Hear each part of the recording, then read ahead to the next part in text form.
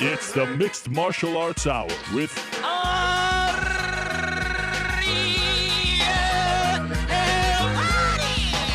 the Mixed Martial Arts Hour back in your life on this Monday, October 19th, 2015. Hello again, everyone. I'm Ariel Halwani inside our New York City studio. A great show planned for all of you today. A relatively quiet weekend in the world of mixed martial arts, but things are really ramping up. WSOF had a show on Saturday. We'll talk about that a little bit as my computer is playing back the feed. This is a big day for me, by the way. October 19th, 2007, I launched jerrypark.com, my very first MMA website.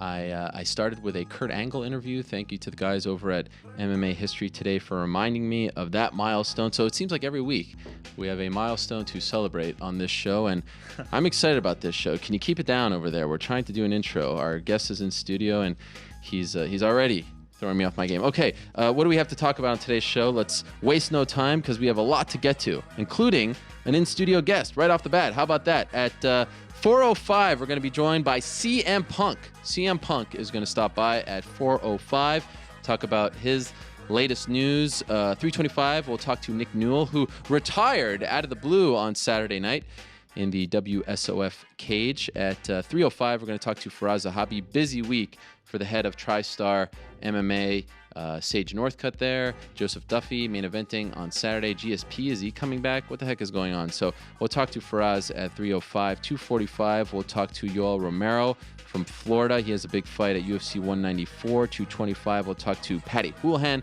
who is the co-main event now against Luis Smolka. 2:05, Rick Hawn is going to stop by. He has a big announcement, so looking forward to that. And at around 3:45 or so, we'll take your questions and comments. Just came back from New York Rick's wedding on Saturday. I have a full report to give to all of you, so stay tuned for that. But first, let me remind you that the MMA Hour is brought to you by Assassin's Creed Syndicate. There it is, Assassin's Creed Syndicate. Thank you very much to them for their support. Great to have you on the team. Speaking of the team, here he is, our team leader himself, Mr. Chris Weidman, the UFC middleweight champion, is in the house. And I got to tell you, back before you became champion, Chris, it was so easy to get you here. You were almost begging me to come on the show. Now it's damn near impossible. Only when you have a big announcement, which we will be sharing later on in the program, can I get you out of Long Island to join us. So thank you for joining us. It's still an honor to be here. I feel like it's my first time. Well, every time. And if you can talk closer to the microphone. Sorry, sir. There you go. Sorry. I'm very nervous. This is the show, by the way, that sort of made you. You were introduced to the world on this very program, remember? Yes, I was. Volante was fighting in Strikeforce, and I was his sidekick. And it was a very nerve-wracking. I was pretty much the guy on the show that you didn't want here. You're like, why is this guy on the show? And I don't know how we got that, but I think I called you Chris Weidman. Probably. Yeah. Like a lot of other people. I still get called Chris Weidman. You dropped the nugget on that show that you were dealing with a rib injury, and then like 2 weeks later. No, that was like 3 days later, I think. Yeah. Well, 2 weeks later you made the debut. Yes. You got the call a couple of days later. So I was just hoping not too many people were watching MMA Hour, and I was right. Not too many people. Nobody really caught that. Most importantly, Alessio Sakara did not watch. I don't know. He was going hard on the liver shots. He was really going hard to the rip. So maybe he did watch. He might have been the one. When was the last time you watched your debut with that god awful haircut? What was going on there? Oh man, don't. It was a hard fade. In Long Island, we have strong loyalty to our barbers. So I will never. Actually, you know what? I will, because that was a different barber. I went to a different barber. I was in a weird time.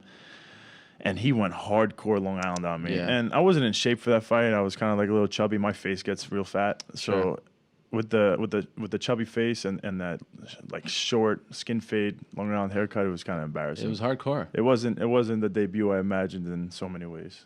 And now you've gone Hollywood on us, so much so that you were actually just in Hollywood.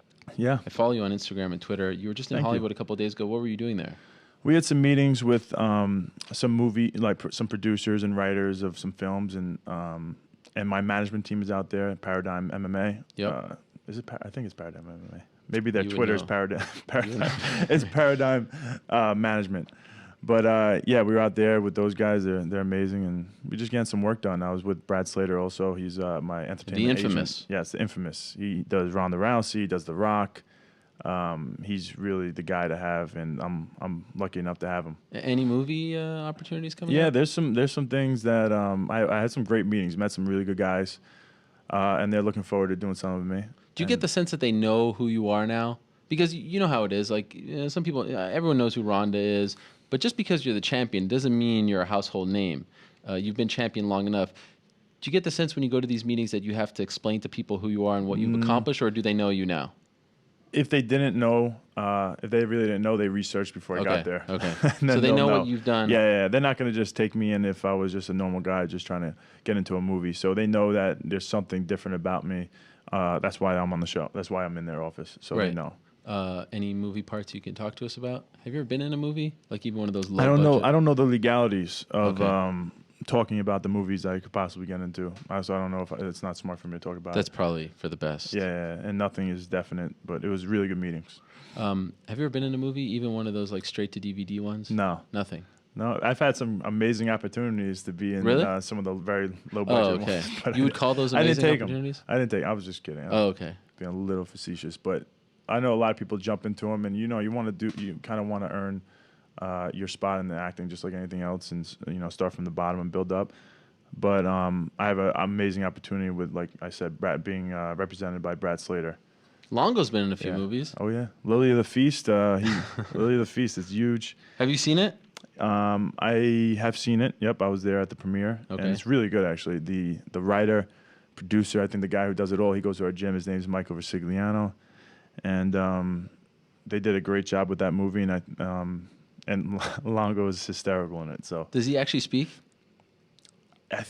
You don't see his lips moving. Like you see him in the movie a bunch of times.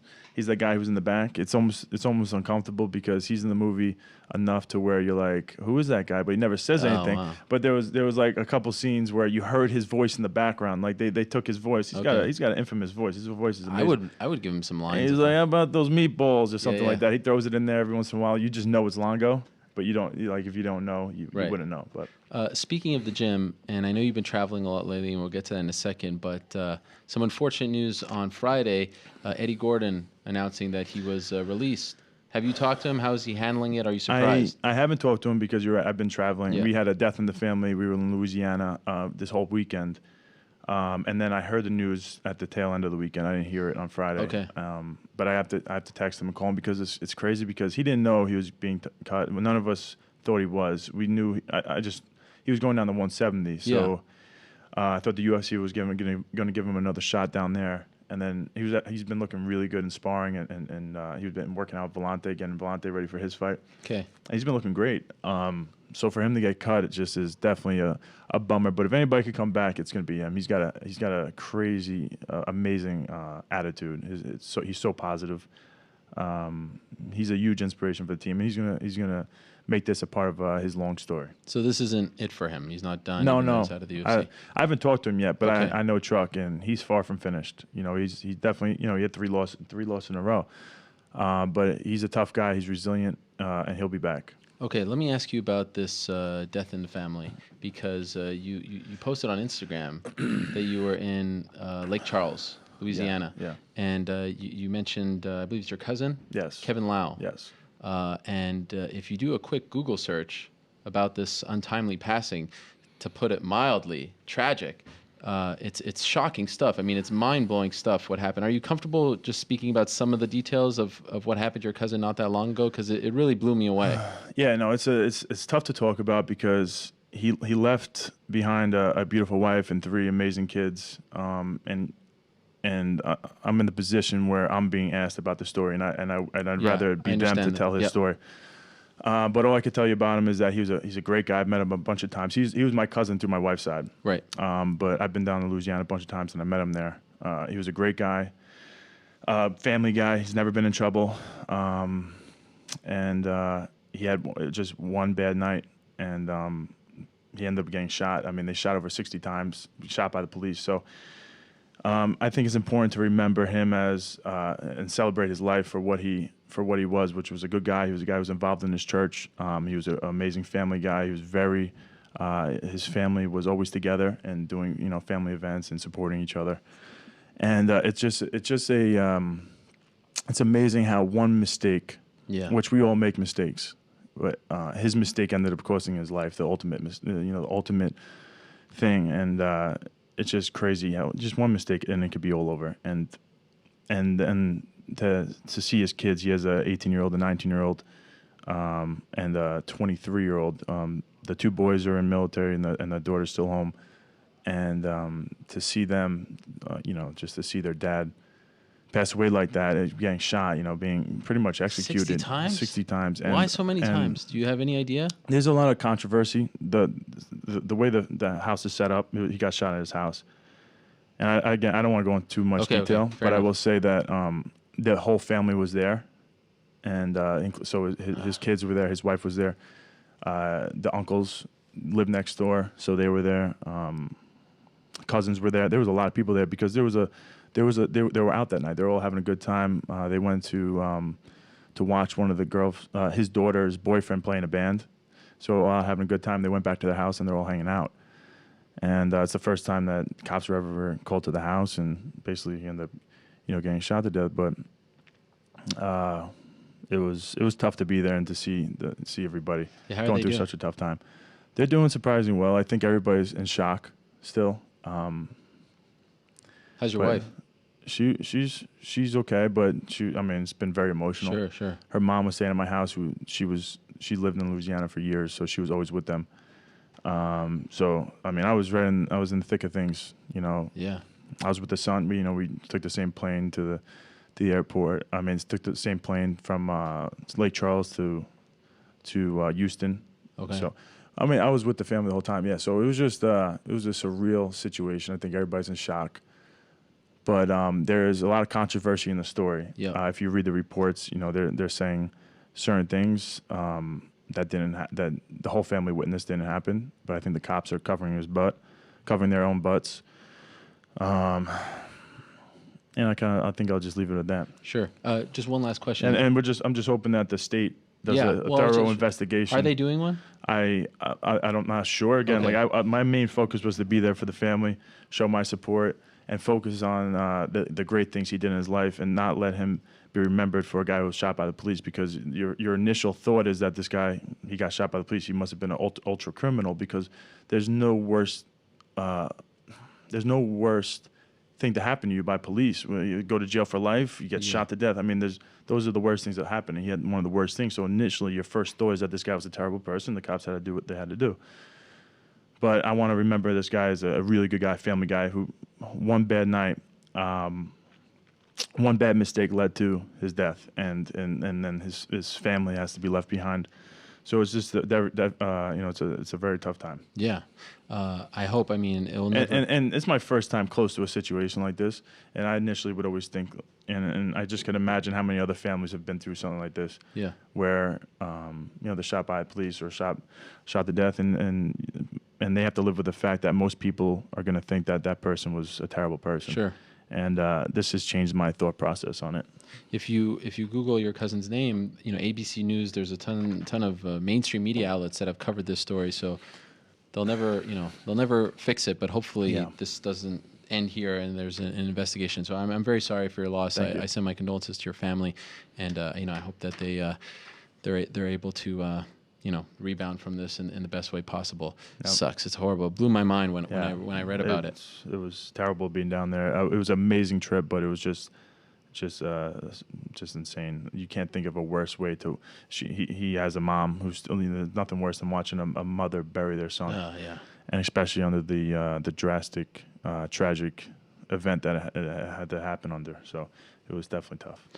Always tough to transition from a story like that. Again, major condolences. Yeah, now you're gonna try to get me to smile and stuff. No, let's try to do that. Let's smile. You're a new dad once again. Yeah, so that's amazing. Yeah, so I have 3 now. Son. Yeah, 3. It's been pretty crazy. My wife had a C-section, so I've been driving my other 2 to school every day, to all their extracurricular activities, and picking them up from school. And they have 2 different schools and 2 different times that they get dropped off and picked up. So I've been the one doing that, and I have a newfound appreciation for what the mothers have to do on a daily basis. You don't usually do that? Not that fathers can't do this type of stuff, but I bring my son to school every morning. Yeah, congratulations. Thank you, but I only have one to bring. Yeah, you only have one. Yeah. But let me ask you, what do the parents say when they see you? Is it weird for them that they're cage fighters? Do they try to get up on your grill, ask you about your previous fights, or do they kind of leave you alone? It depends on the parent. Everybody's individual at the end of the day. But yeah. Could you get that sometimes? Yeah. Does it bother parents, you? I mean, there's times where I'm in a rush. Like I have to drop my kid. I have to drop my my daughter off first to school because she's in kindergarten. So if you're late to kindergarten, this school pretty much they crack the whip. She gets a late pass. So I drop her off to school first, and then there's some parents in there that want to talk to me, but I have to bring my son to school too. So I have to kind of rush, and then you don't want to be rude. So that, I mean, other than that, that's fine. But do you take your son out of the car? Of course. What are you trying to get me arrested? If I leave him in the car, I'm going to be in trouble. It's such a, it's such an ordeal to. Even if I did, I'm not telling you. Okay, fair enough. And I tried to catch you. Look at him. You have no. Remember last time we spoke, no limits to crying. Your lows. No, I'm just curious. I mean, sometimes you could just leave the door open, put on some music, something like that. I'm not saying I do these things, but. No. Don't even think about it. Okay. I would never do that. Okay, but for the most part, they leave you alone. I mean, you're part of the community. Yeah, I'm friendly with a lot of people. I'm going to be nice to them, and yeah, for the most part, everybody leaves me alone. I noticed on Twitter you were doing like a Q&A recently. You mentioned you haven't started your training camp for Rockhold yet. Mm-hmm. So we're less than 2 months away. When do you usually start? For my last couple of fights, I've been doing 6 weeks. So, oh wow! Yeah, so I do less. How come? Just no injuries. Because when I go into camp, it's very serious, and I'm working really hard, and that's all I'm doing. All my family has to, there's a lot of sacrifices that have to be made on my family side too.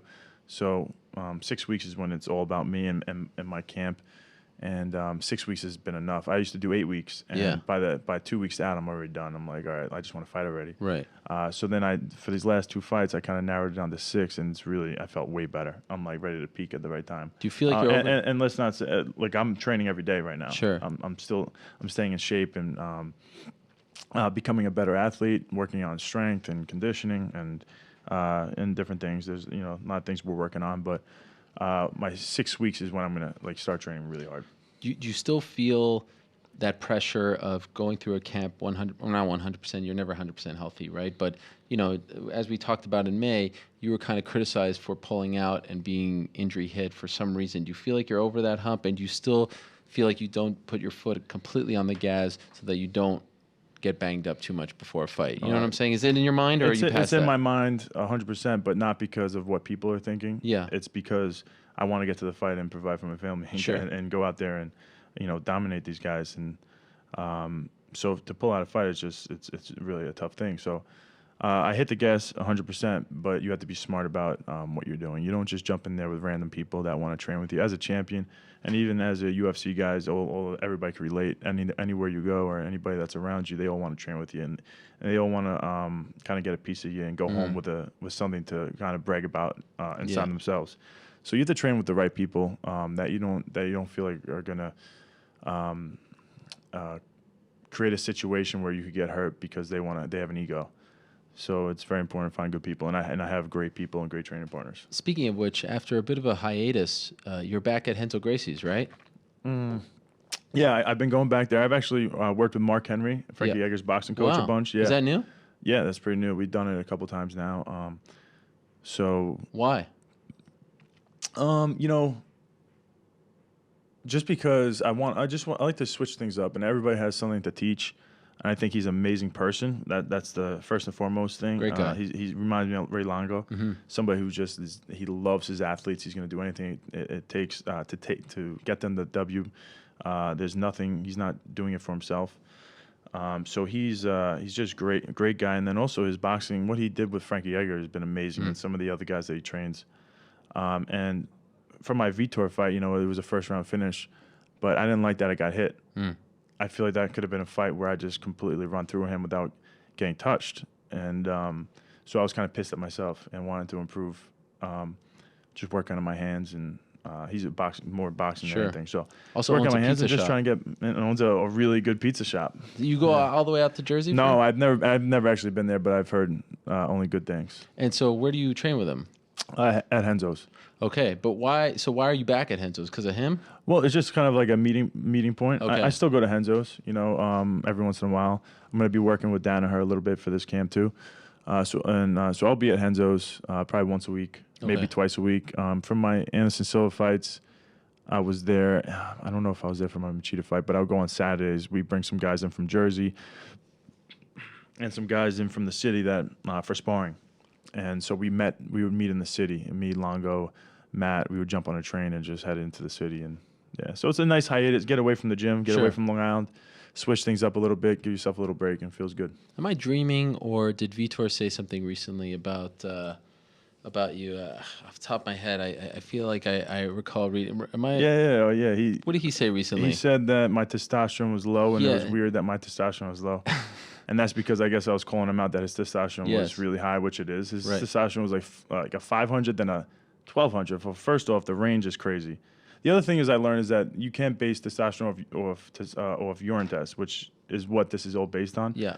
But that doesn't make any sense that his testosterone would bounce that much in camp. And this is a guy who needed testosterone replacement, for such a long time because otherwise he would die. That's the words he said.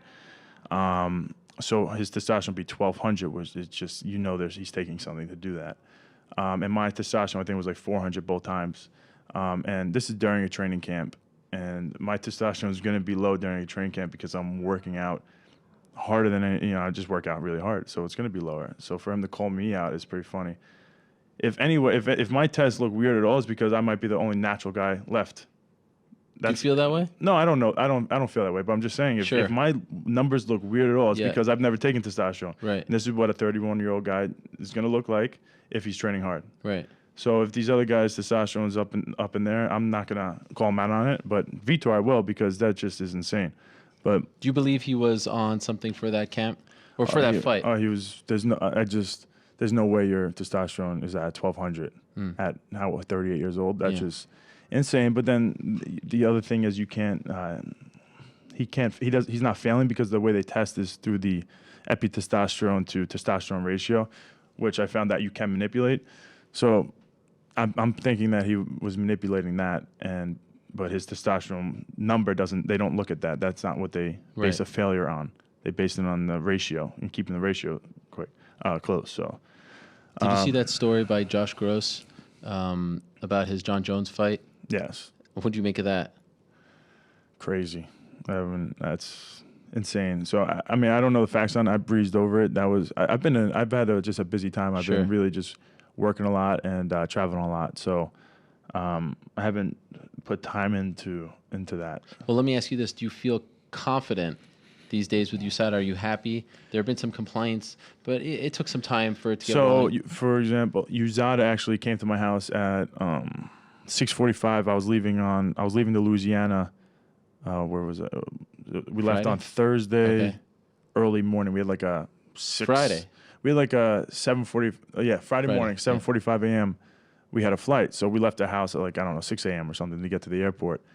And I had a babysitter watching my kids at the house, and she's like calling that there's someone at the front door. Oh no! And I start freaking out. And then they said it was USADA. I'm like, oh my god! So I don't know if I get a failure, because you have to tell them where you're gonna be. But I had a death in the family out of nowhere. So now all of a sudden I'm going to Louisiana, and I didn't want to be like I'm running away from them or something.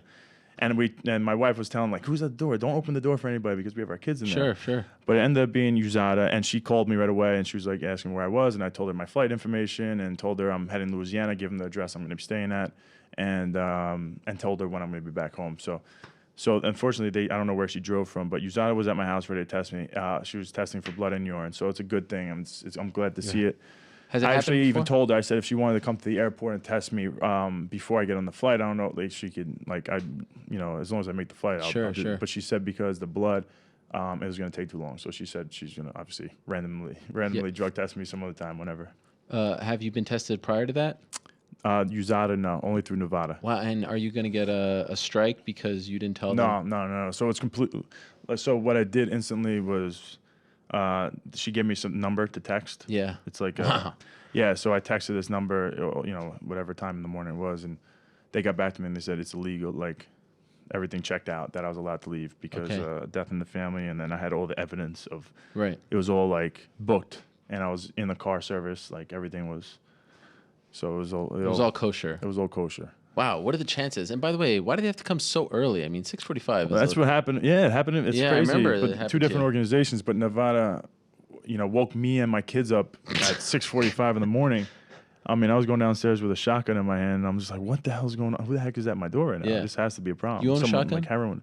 Yeah. That's scary. Yeah. Do you really need a shotgun? if they have a gun, I'd like a shotgun. That's true. I always think the worst case scenario is if someone was coming to my house and too many people know where I live, and they're gonna come to my house with a gun if they know I'm living there. So if they want to do something to me and my family, I'm not gonna be the guy with no gun to protect them. I'll at least have a defense. For sure. Although you are somewhat of a, you're an armed weapon in your own right, but I get anybody with a brain knows that I'm not competing with a gun. So this fight against Luke Rockhold, I can't wait. We had you guys back and forth, consecutive weeks. Can we get more water, please? I'm sorry. Are you here? Yeah. Have some of my water. I haven't. Did you put your lips on that? that? No, I have not. Here you go. You sure you didn't put your lips on that? All right. Come on, we've been through enough. Tell me when to stop. Thank you. How's that? Does it feel a little different? When water goes into a cup, it becomes a cup. Yes. When water goes into a bottle, it becomes a bottle. Does it feel different, this one? Flow, my friends. What, the cup? No, this fight. I feel like there's something, this. Focused on my Bruce Lee line. I'm trying to get back into the moment here. Feels different. Am I focused for this one? No, you're focused. There's a rivalry here. You guys are very similar. You're two young Americans in the prime of your career. There's something different about this one. There's definitely something different. Luka, I think, is a really good fighter. He brings a lot to the table. And I have a lot of respect for him. I think his game is legit. So I'm taking him very, very serious. And, I think he's a good guy. I think, he's talking trash and everything. Do you think he's a good guy? Yeah, I like him. Okay. I like him as a person. He hasn't pissed you off? He pisses me off with some of the things he says. What pisses you off? Well, it doesn't piss me off enough where I'm going to remember it. So nothing bothers me too much. At this point, I'm pretty thick-skinned. I got enough going on in my life where it's if anything bothers me, it might be for a couple of minutes and then I forget about it. But I think God blessed me with attention deficit disorder, so it kind of just gets me off onto something else. Do you feel like he's it's a blessing cocky? in disguise. Oh yeah, he definitely has a cocky attitude, which you need to be a good fighter. So he has a little cockiness and. He thinks he's going to beat me, which I think he's wrong. So then you could say I'm cocky too. He said he came to Long Island and people were telling him. Did you see that when he posted a picture? Yeah. And people were saying. Let me tell. So the appearance he did in Long Island, the two appearances, he could thank me for both those appearances. Really? Because both those appearances, they offered it to me. Oh. And I turned it down. Wow. And I think they were getting back at me for having them there. So congratulations, you made a couple $1,000s because of me. So he got your sloppy seconds. He got my sloppy seconds. So I hope he feels like used. And then he came out and said that people were coming up to him to say it was probably those people that tried to book you. Oh yeah, that guy. Bad news. I don't like to talk about people too much, but sure. Man, that guy did some dirty stuff. He actually came up. He came to me at an appearance I'm doing in Jersey, and he asked me. He just came out like a fan. I didn't know who he was, and he came up to me. He was like, "How much you get paid for these certain things? These things?" I'm like, "Well, it's a personal question." I didn't say it's a personal question. Right. I'm like, "Oh, we did pretty good. Whatever." Sure, I just tried to brush it off I usually would. He was like, "No, but how much you get paid?" And I was like, he really caught me off guard, and I gave him a number. And he's like, "Well, your management told," and I know he was like, "Your management told me that I have a gym, and they're telling me that this is what they're gonna charge." I'm like, "Wow!" So he just came to my face and tried. I was like, "Well, every appearance is different," but he was very in my face. Yeah, and then we still were like, ended up. I didn't want to do an appearance for the guy. Like a guy who comes to me like that and kind of catches me off guard and tries to get information from me like that was kind of like I don't want to call him out any names, but I didn't like it. It's aggressive. Yeah, it's very aggressive, and I didn't like it. So I didn't care how much money he was going to offer me at that point. So Luke actually probably made some really good money on that appearance, and I'm happy for him. He deserves it. He's a hard worker. He came to my land, and he made some money. So good for him. Wow. Of all places to come, Long Island, and then to say that people were coming up to him. Oh, he can say what he wants. That's fine. What about New York, though? What about New York? We're in New York 23rd. right now. You're a Jersey guy now. I want to April let 23rd. everybody know. We don't talk about this. For Ariel, We don't talk about Ariel this. is no longer a New Yorker. Don't tell people. So It's don't private. let him do that. He's a Jersey guy now. Okay, listen. Jersey Shore. April fist pump. Yes. We don't pump gas. We pump our fist. HGH. Muscle milk. April 23rd. Do you think it's going to happen? That was my guy. Ignore that. Hey, you don't talk in my ear, guys. It's very disrespectful. They were telling you not to divulge my personal information. Do you think that MSG will host the UFC event on April 23rd? You know what happened to Man Authority farted?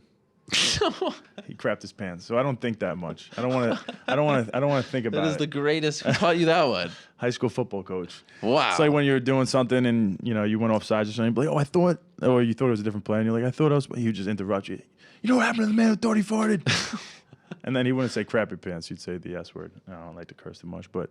So you have not thought about this for 1 second. The UFC has come out saying No, that they're going to take this to court. Listen, December 12th. That's all you care about. December 12th is all I'm thinking about. Luke Rockhold, he's a great fighter. He wants my belt, and I'm not going to let him take it. So but knowing that it's out there, you got to get there as champion, right?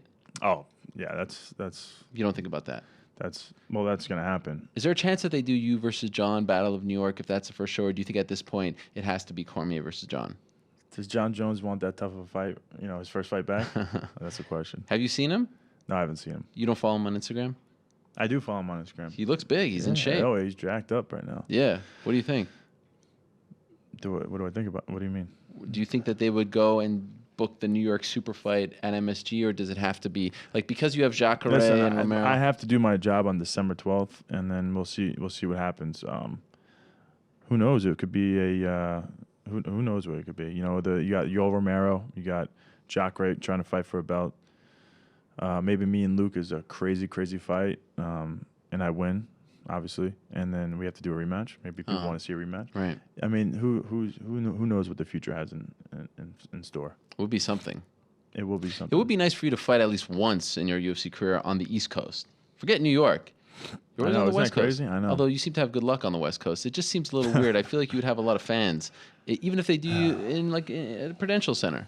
Yeah, no, I would love to. It's just that some of the bigger fights I've been in, are usually in Vegas, so it's there. But I nice. can't wait to be on the East Coast and have my East Coast people out there cheering for me. It would be nice. Yeah, that'd be really nice. So you have some personal news, some exciting personal news. Well, I had a baby. You had a baby. That to my family was not really exciting. Well, that wasn't. Something's been bothering me as of late.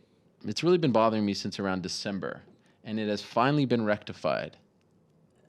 And we're going to explain what has been rectified after a very quick break here. So we're going to rejigger. Really? Yeah, we're going to rejigger the studio here and welcome in a third guest, actually a second guest, a third man in the studio. Is Fedor here? Wouldn't that be something? What do you make of him signing with that upstart promotion, not coming to the UFC? Can we just go into this big surprise? I'm real pumped right now. You don't have any thoughts? No. How about Nick Diaz? You have a thought on that? It's BS, man. I feel bad for him right now. Would you go on the record and say you won't fight in Nevada? I won't do that to you. I got a fight coming up. Exactly. They will make your life a living hell. So we have a nice personal announcement for Mr. Chris Weidman. Finally, a wrong has been righted. And we're going to welcome in a third member into our studio in a matter of moments. But we have to take a quick break to, as I said, realign the studio. So you know what we're going to do? We're going to go inside the vault here. We're going to go to June of 2011. We're going to go to UFC 131. That's me and Tom Lawler? No, that's 139. Jesse Bongfeld. You beat Jesse Bongfeld in Vancouver, British Columbia. This is the first time we ever did a post-fight interview. So we're going to take a look at that clip inside the vault, and then we'll be back. The first time? Okay. Post-fight interview. Okay. At an event, because I was working for Versus when you fought in Kentucky, cool. So I couldn't talk to you. Gotcha. Anyway, here it is. Here's that clip inside the vault, and then we'll be back with Chris Weidman and a special guest right here on the MMA Hour. Ariel Helwani post-fight at UFC 131 alongside Chris Weidman, who defeated Jesse Bongfeld tonight via very impressive standing guillotine choke. And I heard that's kind of a go-to move for you, right? Yeah, it's definitely one of my. I hit that in the Abu Dhabi trials once on some really good guy. So I guess it's a go-to move. I'm pretty good in the front headlock position. So yeah. We don't see that often in UFC fights. Talk to us about how you set it up. I mean, I hit a big knee, and it hurt him a little bit. He went for a takedown, and I feel pretty comfortable there where I don't have to, sprawl. I feel comfortable with different types of chokes and whatnot, and it ended up working out for me. But I'm a taller guy, so I think the standing guillotine works for me pretty good. And, it's interesting because after your last fight and your UFC debut, we talked about how you weren't all that happy with your striking. You looked a lot more comfortable out there. Would you agree? I agree. I mean, in the beginning, it was a little sloppy. He comes out real sloppy in every one of his fights. So I knew no matter how much I wanted to make this a pretty fight and, make people, look at me like I'm an impressive, stand-up fighter, ground fighter, I knew it was never going to look the way I planned in my mind. So I was prepared for that, but he caught me a little off guard, and I was happy with the way it turned out, obviously. But I was impressed that you threw a head kick. That was your first strike of the fight. That told me that you were thinking that you're gonna prove to us that you're a better striker from the fight against Sakara. Yeah, thanks, man. No, definitely. I went in there. I didn't really know what was going to happen in this fight. My game plan was really no game plan. I really felt like I was better wherever the fight was. So I did have a visualization of me submitting him at some point. So and I'm glad that it ended up happening. But stand up wise, I'm pretty happy with myself. Yeah. Why do you think you visualized that? Just because I mean that's where I'm usually if when I'm sparring all the time, you don't knock out your sparring partners, you submit them more often. So when you're doing that in training, it's easier to visualize I think a submission than a knockout, at least for me. It looked at one point that he kind of rocked you with a kick to the head. Is that true? Nah, yeah, he really didn't. I know he started rushing me like he did in the crowd. Seemed like he did, but I was kind of more like out of position. You know what I mean? Kind of like just a little out of position, a little sloppy. But I wasn't rocked. When did he cut your eye? When I was on top of him, he actually hit an elbow, and I'm like, I felt like the cold, and I'm like, oh no, I bet I'm cutting. And all of a sudden, I saw the blood drip down, and I'm like, oh, I just hope it's not like a bad enough cut where they'd actually stop the fight, but it ended up not being too bad. And then in the post-fight interview with Joe Rogan, you talked about hurting your knee. What exactly happened, and how serious is it hurt? Well, it's not hurt all right now. Since I was a 10th grader and wrestling throughout my whole life, you gather different types of injuries, but one of them was always, for me, my meniscus, my lateral meniscus would pop into my joint, and I'd be able to strain my knee and pop it back into place. And then as I got a little older, it wouldn't pop back in, so I had to get a couple surgeries because of that. It would be like emergency surgery. My knee wouldn't go back in. I couldn't stand, couldn't walk. So during this fight, when I was on top of him, I felt that my knee got locked out, and I was trying to pop it back into place while I'm fighting, and I'm like, oh, this thing better go back in. You got to be kidding me. And because if it did stay out of place, I wasn't going to be able to get back up and fight. So it was definitely All right, back on the MMA Hour. You can see the rest of that interview if you missed it 4.5 years ago on my YouTube page. That's me and Chris Weidman back in June of 2011. During the break, by the way, Chris told me that he thought that was the worst interview we've ever had. Not the old one, the one we just did right here. And you know what? I don't really view interviews with Chris as interviews anymore. They're more conversations, catching up and whatnot. But I'm a little disappointed you didn't like it, Chris. I just feel like you didn't have much to talk about. That was interesting for the people, but... Can you talk closer to the mic? You forget about that? They heard me. I thought it was great. Okay, well, how about this? We have a special guest in studio here. His name, you may recognize the voice, but maybe not the face. If you were watching it, you'll recognize the face. His name is Michael Lunardelli, who is joining us from... Lunardelli. Yeah. That's it. Are you Italian? Just a little. just a little bit. How you doing? The head of Reebok Combat. That's correct. You joined us on the phone maybe around 2 months or so ago, and you made the trek out here to New York. How about that? Welcome. I made the big show. I can't believe I made the big show, Ariel. Thanks for having me. It is a pleasure. You have an announcement, and people can kind of tell right off the bat from the shirt you're wearing, but let's get to it. We're very excited about this right here. Yeah, sure thing. So first off, great start to the show, I got to say. It was kind of like You don't agree with Chris? I don't. I thought it was like a comedy routine out here. It was a good mix of everything. We had some tough conversations, some funny ones. Good job. Good. And the hairdo, by the way, he got his hair cut this morning for the show. I got my hair cut this morning. It's a little puffy. I like it. I went with the barber style. He just kind of like he blew it up. Yeah. It's not. No. I got it. Don't touch. Don't touch. No, don't touch me.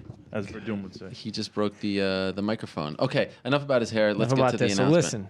So we want to announce our latest partnership, our newest partnership with the middleweight champ, the All-American, Mr. Chris Weidman, awesome. Joining the Reebok team. So and of course, as we say right here, right, join his team. Yes. Join the team. I appreciate it. It's amazing for you to have on the team. Right here on the air. Right here, baby. Yes. Where's your shirt? It's done. I don't have a shirt. Wait. What's this? Yes. What's this? Oh.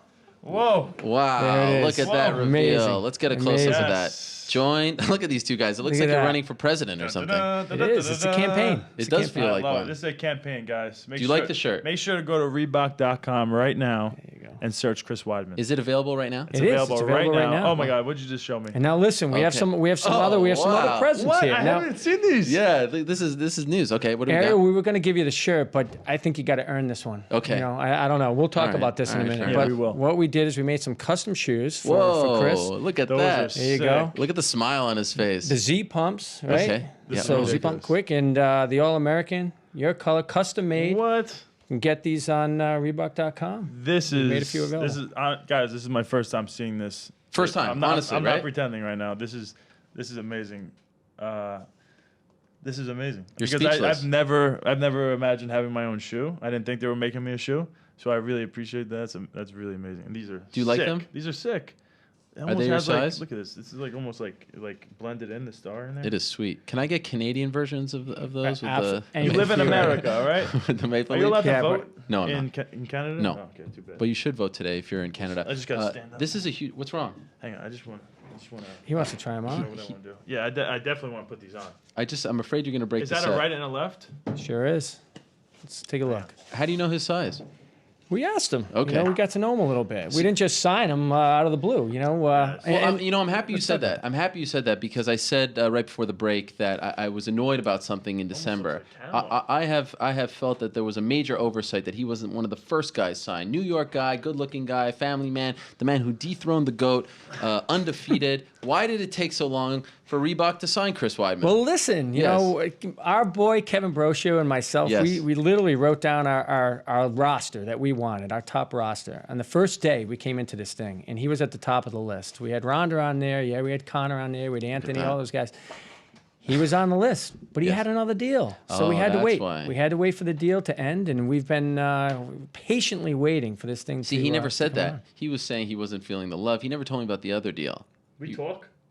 We don't talk. You were painting a different kind of picture. So that's why you would have signed him if you could have. Absolutely. Would have been one of our first signings. But this is a unique thing because, correct me if I'm wrong, so he's not just like this is a big deal. This is a Reebok sponsorship. This is not so much like he's part of the Reebok kit. This is his own separate deal, right? Absolutely. So we obviously have a UFC deal, right, with the entire organization, and we signed that back in December. So all 580 or so fighters are wearing the fight kits, and they're coming out with Reebok gear. But we got that covered. Yeah. We go out and we've signed a few fighters to activate around the Reebok brand, right, around our combat training business particularly. And we've picked a roster of fighters that we're working with, and Chris is one of those people on that roster, right? Correct me if I'm wrong. A lot of those Reebok-only fighters on that roster don't. Are you all right there? Jesus. You're like a Jesus. I got this thing behind me. They don't have their own shoe. Correct. Do any of them have their own shoe? Are you talking about our rostered fighters? Yeah. Yeah, just a few of them do. So basically what we did is we made a custom shoe for Chris. Yeah. And we can do the same for any of our fighters. So we've done this already with a couple, and there'll be more coming on this end. These are sick. Mine are definitely the best. Well, I've never seen one that specific. Yeah, so you'll see some more of these as we go but is he forward. the first? He's really the first to make one this specific. Yeah. We've had a couple others that we've done. How about that? But not to this level. Have he they got the rated, special Have treatment. they rated the wrong? What? Oh, stop it. Will you stop? You're such an instigator. They really come out. No, we were in talks, and we were with Bad Boys, so we couldn't really, discuss deals. There's, obviously you have to respect to the people that you're on the contract with. So, the contract was finished, and we spoke to them, and they were very interested, and they told me the same thing, the lies they're telling you right now that they wanted me from the beginning.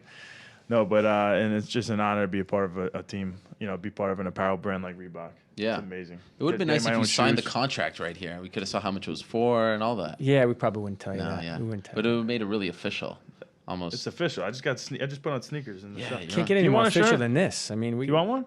It'd be nice. What size I'll put it on the. This is great. Did you have any say in this, or did they do it themselves? This I had a little. I think we had a little say. I had a little say in this. I like it. I didn't know if I had to pretend like I didn't see the shirt, but the shoes is the first time I'm seeing. Well, pretend you didn't see the shirt. Well, you were wearing the shirt. Yes. Well, yeah, right. We had. I can't explain it. Will the shoes be available in stores or? No, this is just going to be on Reebok Ecom. Okay. Just a Reebok Ecom deal, so people can go there. So you can search with Chris Weidman's name, and they'll come up. So will the shirts. So I think it was it August, maybe July that we had you on? Yeah, it was July. And we talked about a lot of the bumps in the road and all that stuff. Yeah. And I know it's only been a couple months, but are you feeling better? Are you feeling more love? How have things changed, if any, since we last spoke? Yeah, I mean, it's been great. I got to say, it's going according to plan. I would say we knew that we were going to have some barriers when we came in, and we talked about this, right? But I think at this point in time, everything's kind of flowing. We're not hearing as much negativity in the press, and things are kind of calming down a little bit. And we're getting our business underway a little bit here. Yeah. So we've got our UFC business going, but we're also signing some of the best fighters in the game, and we're working with some of the gyms. and some coaches and trainers, and I can talk about that a little bit later and a couple of things we're doing there. I think we're just getting out into some of our markets like Brazil and Mexico and Western Europe, and the products are just hitting the marketplace there. There's a lot of international events coming. We're going to be in Dublin this week. Are you going? I'm going out to Dublin this week. And that is some kind of experience. Yeah, I've got a couple events happening there with Connor and his team, and we're actually going to be working with SBG Gym, Ireland, and John Kavanaugh's team, and of course that's Connor's gym, and we'll be working with those guys. We signed a sponsorship deal with them. What about Law MMA? Law MMA is on the list. They're on the team? He joined the team. It's on the list. But the deal hasn't been done yet. Not an official deal. But they're already sending equipment, I think. So Longo's a bit of a ball buster. I mean, you really have to grease his wheel to make this official. Sure do. Tough guy. What other gyms? You said you were. There's other gyms, and we're not going to announce them right now. But there's other gyms that we're working with. Different ones in the U.S. and different markets and things like that. So there's a few underway. Not ready to announce any others right now. But right now we're focused on Chris. Yeah. Are you done signing individual guys or girls, or are we still going to see some more? Well, it's a good question. We have 13 right now. We have 13 fighters on the roster, and we'll probably go with another 1 or 2. Ooh. I'll never say that's going to be it. We'll always look at new fighters, and we're always looking to get some fresh look in there. But right now, we're probably close to being done with maybe 1 or 2 more coming. Is there 1 or 2 in mind? There's 1 or 2 in mind, but what do you not got? I'll tell you if it's a good. I'm not going to show you my cards here. If you want that shirt, you got. Is it Luke Rockhold? Wouldn't that be something? It's not Luke Rockhold. You know, Don't actually, you love the Boston accent? It's great. Yeah, it is. Yeah, and I'm being good right now. Give me a couple drinks. What were you going to say about Luke? He was going to say something good. No. I mean, Luke's. Don't talk good about him. No, Luke's a good fighter, but we're part of a bigger brand, Adidas Group, and he's an Adidas guy. Yeah. Oh, that's right. That's right. Yeah. How does that work, by the way? Because Adidas is the parent company. Yeah. So are you on the same? Like, do you talk? Yeah, it's like two brothers. Oh, we're separate. Well, we operate separately, and they operate separately, but we're all there a one. rivalry? So there's no competing. I would say we compete as brothers would compete. Of course. We root for each other, but at the same time we compete. So no different. This fight just got even more interesting. It's Reebok. It's almost like brothers. a civil war. No, never. I like it. I need these things to get it. Not this particular fight. We definitely root for each other. It's not like that at all. We talk and we know what each other's doing, and it's good. We have a good relationship. I have to say I'm happy. I'm happy for you. I'm happy to be a part of this big announcement because I have felt, we talked about this in May, I have felt like it's been slow for you to get the love. Some people get it before they're champion. You have to defend your title a couple times. And look at your own shirt. And I gotta say, awesome. It's a pretty nice shirt. It's a nice shirt. It's no skulls and bones and things of that nature. Yeah, it feels good. This kind of like fits your personality. Red, white, and blue. It's a phrase that clean, you said. Simple. Yeah, it's him. To the point. And now you could join the team officially by wearing one of these. I mean, it's awesome. This is big. It's better than a hashtag. This is big. I had a bag. Is there anything else I should bring out that Kevin provided me with, or should we just stick to these? No, I think this is good for now. It's too bad that you put them on because I really wanted to study the shoe. Oh, I wish I had more room to back up. I don't know what kind of place. Well, I know. I just wanted to see. Like, I wanted you to explain to me. So this is the pump. Hang on, let me get them up here. Hang on, I want to put both of them up. The pump. Where would he use this? Anything. I mean, he can train in these. He can run in these. I mean, they're super comfortable to just kick around in. I mean, I've got like 5 or 6 pairs of these. We've been trying to get some to you over here. Yeah. You know how that goes. These are the black and then to the left. Yeah, it is very nice. The stars underneath the black over here. I got the stripes. How many people work on designing this? Something like this is usually a couple designers. Okay. It's really just a couple that we have on this stuff. But. And correct me if I'm wrong, you just saw them for the first time. We saw them for the first time today. That's unbelievable. You know, Kevin was kind of hiding them. I mean, we wanted it to be a surprise for all of us. You know, these are, I didn't know what we were going to get. But as the big boss man, don't you get the final sign-off before production? Not on these. Anything in the combat realm, I would. This is not considered combat? No, this is more in our running line, but it's a custom shoe that we did for Chris specifically, and we felt like it fit from a designer standpoint, but to actually see him come out and execute, it's the first time I saw him. They're awesome. They are awesome. I'm going to get a pair. Well, I would imagine. Will I be seeing a Chris Weidman commercial? Possibly in the future. It would be nice. We'll see. I mean, it's the least they can do. I'm eyeing him up too. Yeah, exactly. You're setting me up here. I mean, that's what you do. He's very. Here we go with the set again. He's very humble. He's a very humble guy, so he needs someone to speak up for him. Sometimes his agents don't do these things, but I think his best days are coming, my friend. You're attacking everybody today. No, I'm trying to get you some. I'm trying to get you some shine here. But I'm happy. I'm happy for you. Putting down other people in the process. In a million years, did you ever think when you got into the sport that you'd have your own shoe? No. Was that even a goal? No. That was like the unimaginable dream. Yeah, it was something I didn't. Yeah, I never. If you could talk into the microphone, that'd be great. Yeah, I forgot about that thing. Yeah, no, I never even imagined having my own shoe. There's no words to explain. It's amazing, ridiculous. Will you use them? Of course. I'm never taking these things off. It's a great I'll thing. be everywhere with these. And look at you. You got an Apple Watch as well. Yes. Yep. And it just came on. It just told me it's time to stand. So that's why I was trying to stand. And Did it really tell you that? It tells you when you've been sitting too long. You've been sitting. This interview is going too long. And I'm starting to literally having a panic attack. I need to start moving. I haven't got a workout in yet this morning. He's going to start kicking things. Is it back up? Speaking of that, can we play rock, paper, scissors, shoot to see if you get this shirt? Okay, but I want to ask one other question. Are there any other things you could tell us? You kind of hinted that the gyms, I know you can't speak, but are there any other things maybe for January? How does it work with you guys? Is it like the cycle? Is it a January to December cycle, like new lines? You're talking about like product lines and things like that? Yeah, I think we talked last time, but we were saying that, we had the initial fight kit launch. Right. And I know there were a lot of questions on whether or not we were going to tweak that or make adjustments. And of course, that's always been part of the game. We said that this would be at least a 1 year or 3-season jersey to start, or fight kit to start. Yeah. And that's what we're looking at right now. We're probably looking at an adjustment right around International Fight Week this July. Small one, nothing crazy. Okay. And then a year later, we'll keep that one going for about a year, and then a year later we'll come out with something brand new. So it'll be July to July. Yeah, and then the way it works in general is every season we come out with new products. So every 6 months there's an entirely new product line, whether it's fan gear or new hats or accessories, all that stuff. It's always changing. It's always moving. It's dynamic, so it's good. But when you say adjustment, what do you mean? Do you mean from an actual product standpoint or from a look standpoint? I would say it's more the look.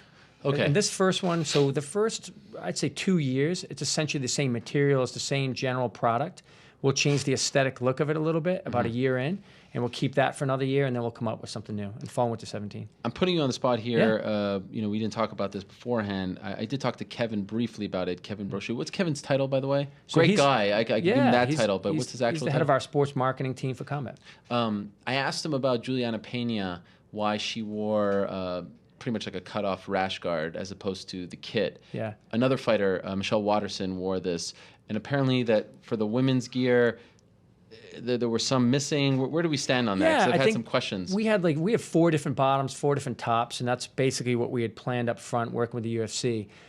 But we're not immune to catching every single thing and what every fighter wants to wear. But we don't want to leave fighters with something that they're not comfortable in either. Sure. So she wanted to wear something that was more of a rash guard. We didn't have it in the current design of the fight kit. So we said, hey, wear what you need to wear for this fight, and we'll design something later that works into the fight kit. Interesting. That makes sense? Yeah, I was actually talking to Josh Barnett's manager, Leland Labar, and he said that working with the Reebok guys in Japan. I don't know, were you in Japan? I was in Japan, yeah. Oh, well, he sung your praises. He said that the Reebok people couldn't have been nicer. Some people have their reservations going in, but, he just told me that's really the last. Was that the last UFC? No, there was Houston before, after that. But he was saying that you guys were great. You were very easy to work with, suggestions, things like that. So yeah, listen, kudos. we're an open book. We'd like to work with every single fighter if we could, but there's only a few that we can actually sign to endorsement deals. The rest, though, we're open to feedback. We're talking to as many as we can. We don't get to everybody, of course. There's 580 fighters. Yeah. But if we can talk to, 20, 30, 40 every couple months, that's good for us. And we try to take as much feedback into the gear that we're building as well. And so that's one of the reasons we signed Chris. I mean, he's an intense trainer. He's all about his fitness. He's all about his training. And as part of that, he's going to help us build a better product line as we go forward. And that's one of the things. We're going to use him as the face of Reebok Combat. Right. Whoa, he's going to be the face. He'll be one of the faces, absolutely. Well, I got to tell you, one of the faces and the face, 2 different things. Well, I would say... What do we have to do to make Chris the face? Well, trust me. Getting closer over here. But yeah, how can you miss this face? Come on. Let's hug it out. Well, I mean, we have Connor, we have Rhonda. We got Connor, we got Ronda, we got Anthony Pettis, we've got Joanna, we've got... I'm the American face, right? You are. We got Jacare, we got Rory MacDonald, we've got Yair, we got Olivier. Actually, not a lot of Americans. No, I mean, and that's the thing. We try to sign someone from the different markets. We don't need to have, 40, 50 different Americans because, again, we've got the entire UFC. Is he the only male American? No, Anthony Pettis. Anthony Pettis. Yeah, Anthony Pettis. That's right. But that's it. That's it right now. That's interesting. Yeah. And then we've got Paige, of course, and we've got Rhonda. Right, so we've got 2 female and 2 male. Wow, that week with it's him, Connor in the main event, him in the co-main event, crazy. Paige, Fight Pass. Thursday night. Yeah. Wow, it's going to be crazy. It's going to be crazy. It's a lot of Reebok. How do you feel? We'll be out there. By the way, how do you feel, Chris, if you can just get in Reebok. there? How do you feel about them putting 2 more shows before your fight? Do you feel like it's kind of, it's sort of diluting the message along the way, or does it make the week feel bigger to you? No, I think it definitely just shows how big of a fight card we are, and that they want to, I guess, capitalize on that moment. Mm-hmm. There's going to be so many eyes on that weekend, and to throw more fights in there, I definitely trust the UFC's judgment on why they're doing that. What's your prediction for pay-per-view buys? I just want the card to stay together. If it stays together, Right. As it currently sits. I try not to. I'm going to say 1.4. Really? Wow. 1.4. Yeah. Holy. First of all, the Jose Aldo fight, Yeah. and Conor fight has been getting promoted for almost a year now, right? Mm-hmm. And they put more money into that than any other show, and it didn't happen yet. Right. So I hope that's going to carry over, and that momentum's still going to be swinging. Wow. 1.4 would probably be the second most behind UFC 100. Yeah. Right. You want to stick to that? I like that. I had number 2 right now. Me and Anderson Silva, our second fight was the second most, 1 million. Yeah. There have been a couple of millions. Yeah. There have been a few we're millions. number 2. You are number 2? Yeah, That's what you've been told? No, yeah. Okay. We are. Why? Who else is? Well, I know UFC 101 did over 1 million. I think it did 1.1. That was BJ Penn, Kenny Florian, Anderson Silva, Forrest Griffin. We did more than that. Wow. Look at you. Look at this guy. He knows. He knows his stuff. I know everything. This is gonna beat that. So 1.4. Yeah. That'd be something. and then you got me and Luke, obviously, as the co-main event, and anybody who's involved with the sport at all knows that this is the fight to watch. This is gonna be an awesome fight. Have you actually trained with because this is your first time fighting because your last fight was in May before the Reebok deal kicked in. Mm-hmm. Have you trained yet with the Reebok stuff? Yeah. So when I went out for Volante's fight, I kind of. Oh, that's right. I got them to send me. I got them to give me some shorts, the shorts that they're actually fighting in, and then just recently I got a whole bunch of stuff. I'm hooked up now. Now I'll be training in all the stuff I'm fighting in. Do you have gloves too? We have boxing gloves. Okay. Not MMA gloves. We can do MMA gloves, but there's a UFC deal, so we try to stay with Gotcha. them. Oh. Are those for sale yet? Are the boxing gloves out there? Boxing gloves will come out in fall winter 16. Gotcha. But our guys are all training in them. So we've Gotcha. had, So I gotta get Connor's them been too. using them, Anthony, Ron. How everybody's been come using Chris doesn't have boxing gloves? them. Oh, he's got gloves coming. We're just trying today. We're just doing Okay. this is an announcement today. Will you He get off? likes to stir it up. This Oh, guy. he's ridiculous. And trust me, all the We're gonna people get on him. Twitter are going to be on him too. Is there? He's not a nice person. Will you make an MMA glove, a Reebok MMA glove, or is that not necessary? Not in plans. Not right now. Okay. Interesting. And are there any actual boxers who use, like in a pro fight? Yeah, for sure. We've had boxers in the past. Floyd Mayweather wore our boot in his last fight. He's been wearing our boots for a long time. Yeah, Against actually. Berto? Yeah, he wore Reebok boot. Oh, I did not know that. Is he a Reebok athlete? He's not a Reebok athlete, but he's a friend of the brand. So he just chose to wear it? He just chose to wear it. That's basically. amazing. We've worked with him, yeah. Floyd Mayweather doesn't have a shoe deal? He doesn't have a shoe think deal, he believe it or doesn't do not. it. No, That's he doesn't do shocking. it. You have a shoe deal, and he doesn't have a shoe deal. Hey, I'm way bigger than him. Okay, that's true. There you go. That is There true. you go. And then you've got we've got other boxers coming up. Really? Bam Bam Rios is going to be wearing Reebok in his next fight. He's fighting for the title. We've got boxing gyms that we're working with, so we're going to be in that. The boxing that shoe and the wrestling shoe. Wrestling shoe, Yeah, yeah, it's yeah. awesome. I've been wearing it. So, Really? Yeah. You've been wearing the boxing as well? Boxing shoe, yeah. My first time wearing boxing shoes, and it's crazy. Obviously, you don't have a deal like you do with the UFC and boxing as far as like sponsoring an organization, but are you as invested in boxing as MMA, or is it fair to say more MMA than boxing because of the UFC Well, that's a good deal? question. I think UFC deal obviously takes precedence here. We've chosen our focus, Sure. and it's a multi-year deal. It's a big deal, and a lot of people talk about this and they talk about where the money's going and all that.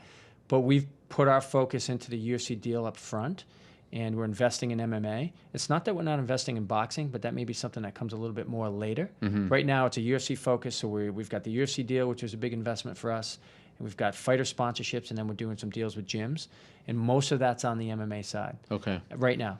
But that's not to say we're not working with boxers, and we're not going to be working with boxing. We're going to be doing the shoes, we're doing the gear. So if you go and check out Reebok's combat line, we've got combat boxing gear, and we've got combat MMA gear, we've got kickboxing stuff. We'll have equipment coming out, like I said, next fall. We've got the footwear will come out next fall, spring. So we've got a lot going on both sides of it. But as far as like endorsing or sponsorship deals, it's more MMA right now. How badly would you want him to fight in the first MSG show? How huge would wouldn't that be something? Not as bad as me. Massive. As bad as he That's wants massive. it, not as bad as me. It's Although going to happen. You blew it off like it ain't no thing. Oh, no, I'm saying I'm focused on December 12th, and anybody who's followed my career and heard me do an interview before, obviously that's a dream of mine is to fight in New York, and especially at MSG. So that's just a no-brainer. Let me have you address this before we say goodbye. We spoke briefly about it, but I don't think we spoke about him. I don't want to harp too much on this, but Brendan Schaub seems to have retired for now, and he kind of criticized or said that the Reebok deal was the reason why. Does that get under your skin? Does that drive you nuts? How do you react to that? No, it doesn't. Listen, we've talked about this, I think, before. We can't make everybody happy. Yeah. Some people are going to criticize the deal. They may feel they lost some sponsorships as part of this apparel deal. The way we look at it is we're not deciding where the money goes. Mm-hmm. We are investing in all of these different things that relate to MMA and the sport. So we put a lot of money into the UFC deal, put a lot of money into fighters, we're putting a lot of money into gyms and trainers and coaches and things like that. But then there comes a decision point, and the UFC decides how the fighters are paid. That's not something that we get involved in at all.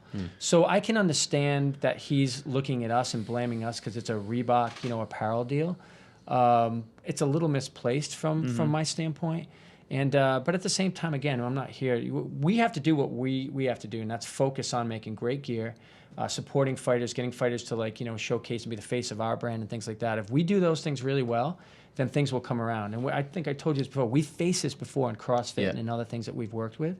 And we'll face more of this. It's not going to go away tomorrow. But the noise has died down for the most part. I saw that he's made some more comments recently. Again, that's I have never spoken to him, so I can't really. Yeah, but you know what it is? I like you said, I think it's just misplaced anger right away. You see that people are wearing Reebok, and he's not getting the sponsors that he was making, so he gets upset. But you can't blame Reebok for that. Reebok is coming in and doing the best they can to make the sport even better, and they're paying the fighters. So it's not Reebok. If he wants to get mad, he has to get mad at the UFC. But in general, I think this is going to be a good thing for the sport. And right now, it's just a tough transitional period. But again, I think the anger you can't keep blaming Reebok, and I think MMA fans need to start supporting what's going on because it's going to happen. Support Reebok and support the UFC in this move because otherwise you're wasting your time and energy getting upset about it. Yeah, and I think part of it too is it's the elevation of the sport. If the sport becomes a sport like MLB or the NFL or NHL, if it becomes a sport that's viewed in that lens in the U.S., if it's elevated to that level, then there'll be a lot more money in the game overall for everybody. That's my viewpoint on it. And I don't think it's quite there yet, but it's certainly getting there. It's growing, right? We're looking at some of these fights like in Australia, Ronda's fight. I mean, if they sell out that stadium, if we're talking 65, 70,000 seats for, what's the two, title fights on the women's side of the UFC, that's amazing. Will you be there? It's amazing. I may be there. I'm still working on that. Yeah. I will add this button, and correct me if I'm wrong if I'm speaking out of turn here, but you had a deal with the UFC. It wasn't necessarily part of the deal to go around and work with Law MMA or this gym, that gym, or sponsor Chris Weidman. This seems to be what Reebok wants to do to grow the brand. You could have just kept it at the UFC deal, the kits and whatnot. So I think it's very commendable on the part of Reebok to show that, look, we're going to help grow the sport, grassroots, the gyms. Yeah, growing the sport. That's an important thing. Yeah, and I mean, that's how we learn. We've said this. We come in as humble as possible, as humble as we can. We're really good at training and fitness. We know how to make that gear. We know how to make the shoes, the footwear, all of that. We're great at that. What we need to know is how do we specialize in the realm of combat? How do we make the best boxing gear? How do we make the best MMA gear? And you're not going to do that just by sitting in your office and designing some cool-looking stuff. You got to get out there. You got to work with fighters. You got to get out there and work with the coaches. You got to get with the trainers. You got to get in the gyms. You got to send your people out there, and you got to talk to people. And that takes time. Yeah. We're 3 months into this launch, right? So come and talk to us a year or 2 years from now, and let's see where we're at then. And then that'll tell you how far along we've come. But we feel really good. Remember, we're working out like 3 seasons out. Sure. So I've already seen the spring summer 17 stuff. Wow. And what can you tell us? Blown away. Oh, the line's unreal. I can't wait to get there. We have several layers of things. So instead of having 1 or 2 MMA shorts, we start building 4, 5, 6 different MMA shorts, and same thing on boxing and all that. So it's going to take some time to get there, but we're getting there. And we got to work with guys like Chris. This is how it happens. And you start to get the commentary. You start to work with, again, some of the coaches and trainers. Yeah. We'll give you the specifics about what works and doesn't work. It's amazing the feedback you can get working directly with the professional athletes in the sport and what they'll tell you. So, my fandom goes way back. We were talking about it backstage. Crazy. And, I go back to some of the greats in the game in Japan back in the Pride days. And he moved to Japan just to watch Pride. But that's not my point. I mean, I look at what they were wearing back then, and I look at what they were training in back then, and I'm looking at what they're training in now. And our job is to elevate that, right? It's to make better product all the time, to help these guys train better, to give them, some of the wherewithal to be able to train better in better gyms, better facilities, better equipment, better everything. And that's what we're here to do. Well, congratulations on this deal. I really appreciate you making the trek, you and Kevin. Congratulations on the deal as well. Don't touch me. Sorry.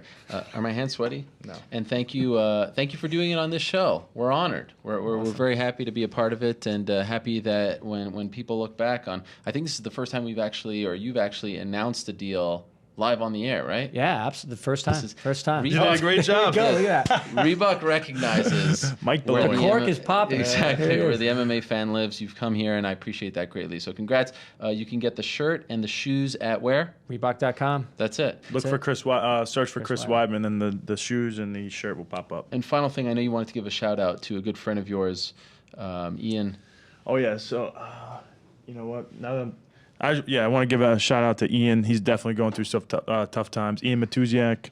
I don't know if I could give his full update and everything yet because I have to talk about that. We're pulling for him, but I should have figured that out. But he's going through a tough time. He was he's been going through a lot. So yeah, he's on Twitter. He writes to me quite often. Yes. Do you know his name? Ian. I think it's Ian Matuziak, but you should have been more prepared. I just thought of it at the last moment. Wanted to wish him well and wish that everything goes well for him, and that we are thinking of him and pulling for him. He's a great guy, yes, great kid. We love Ian. And a big fan of, would love to see him in some Reebok gear as well. Really great kid. You can get that for him. Again, thank you so much for the time. Congratulations.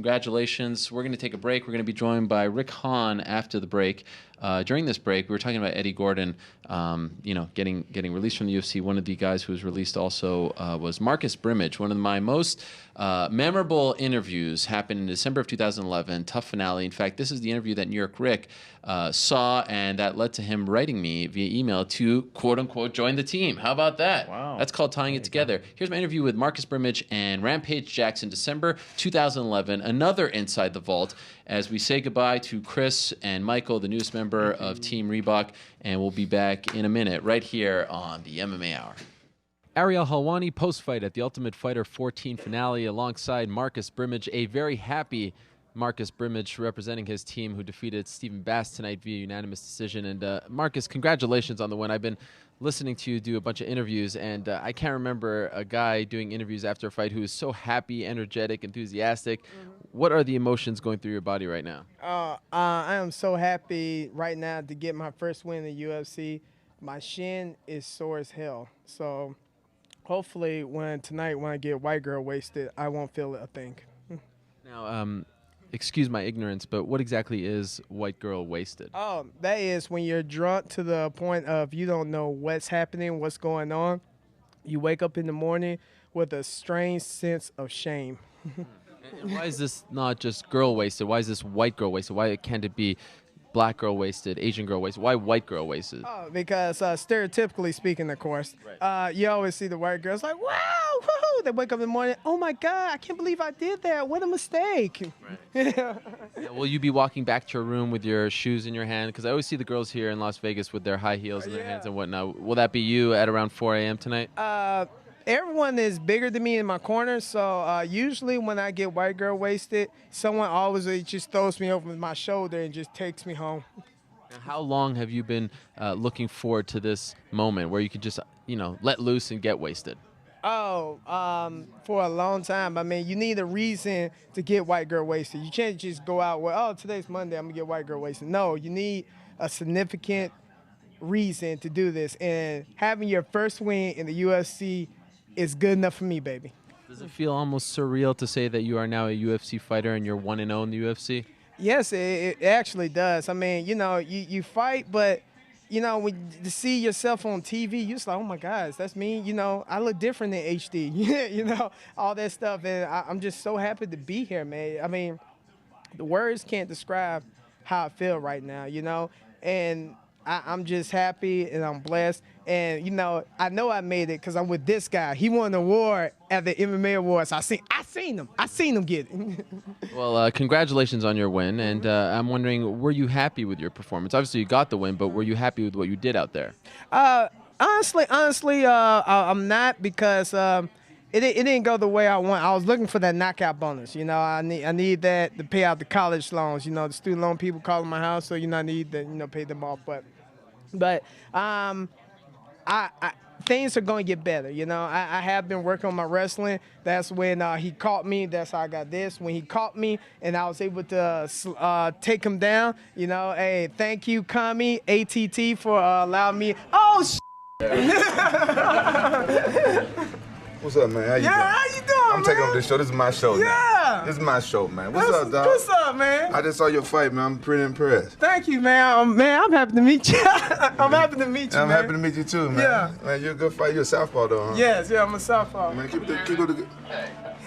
Can't steal my mic. That's the number one rule, Rampage. Everyone knows that. Oh, okay, my bad. But this man has been talking about you for the last 30 minutes, saying that you're his idol. Yeah. What's it like to meet your idol after your first UFC win? Man, it's crazy, man. It's an honor to meet you. I've been following you since King of the Cage, Pride, thanks, all man. that, man. Thanks, man. I appreciate that. Yeah, that makes me feel good. It makes all my pains and injuries worthwhile here and stuff like this. You know, it's something a fighter never think about. One of these days, you're gonna meet somebody, be like, then you see how I feel. Somebody look up to you and stuff like that. But that's how I go. MMA, we like big family. Like, you pay it forward. You know. Next thing you know, he's gonna be sitting where I'm sitting.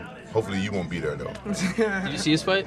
Yeah, I saw his fight. I was pretty impressed. You know, I could tell he got a lot of potential. You know what I'm saying? And he's still, coming up and stuff like that.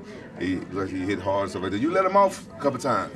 I was telling you, don't let him off. I know you probably couldn't hear me. But they was quiet, and I thought you could probably hear me. Yeah, I couldn't hear him. No, I couldn't hear him because I'm not used to his voice. But hey, the more I get to talk to him, the more I can recognize his voice. Yeah, I saw him kicking your nuts really hard, man. How was that? It was all good. Now I'm gonna invest in them steel Muay Thai cups. I'm just gonna walk around. Go ahead. Yeah, you can't. You can't fight without steel cups. But see, man, my homeboys, my teammate, we play a game. We hit each other nuts. That conditions your nuts, though. Oh, really? It does. When I get kicked in the nuts in the fight, man, I've been hit harder than that. Hang on, my friend. We just be nut shot. Like, Ariel will get it's one. It's called bunzai. Yeah. You gotta close your fist so you can't touch it ain't that type of game. Yeah, I don't know what type of people you be playing with. Yeah. Marcus, favorite Rampage moment? What's one that comes to mind? I know maybe hard. He's sitting right here, but after he beat Kevin Randleman, and then he called out Vanderlei, and Vanderlei walked up to him. He said, "I want you, bro." Vanderlei pushed him. Was like, "My belt." Quentin dropped the mic, and instead he dropped the mic. Boom! Got in his face. Oh man, I almost lost it. It was like SummerSlam and WWF, man. Everybody had to jump in. It was off the chain, man. I love that moment. Here's your mic. The mic's getting passed around now, like. He'll let you get the mic. We won't let me get the mic. Yeah, that's what I'm saying. Is it because I'm black? Yeah. He's a little nicer to me than you are. Oh, okay.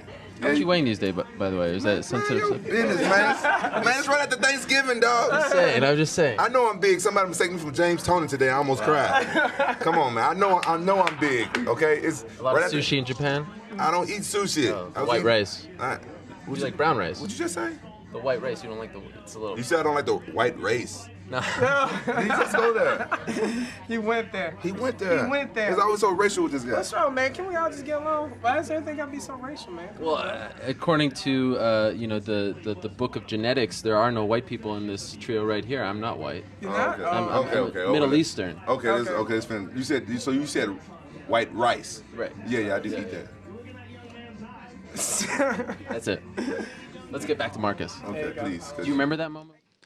Another classic moment with one Rampage Jackson.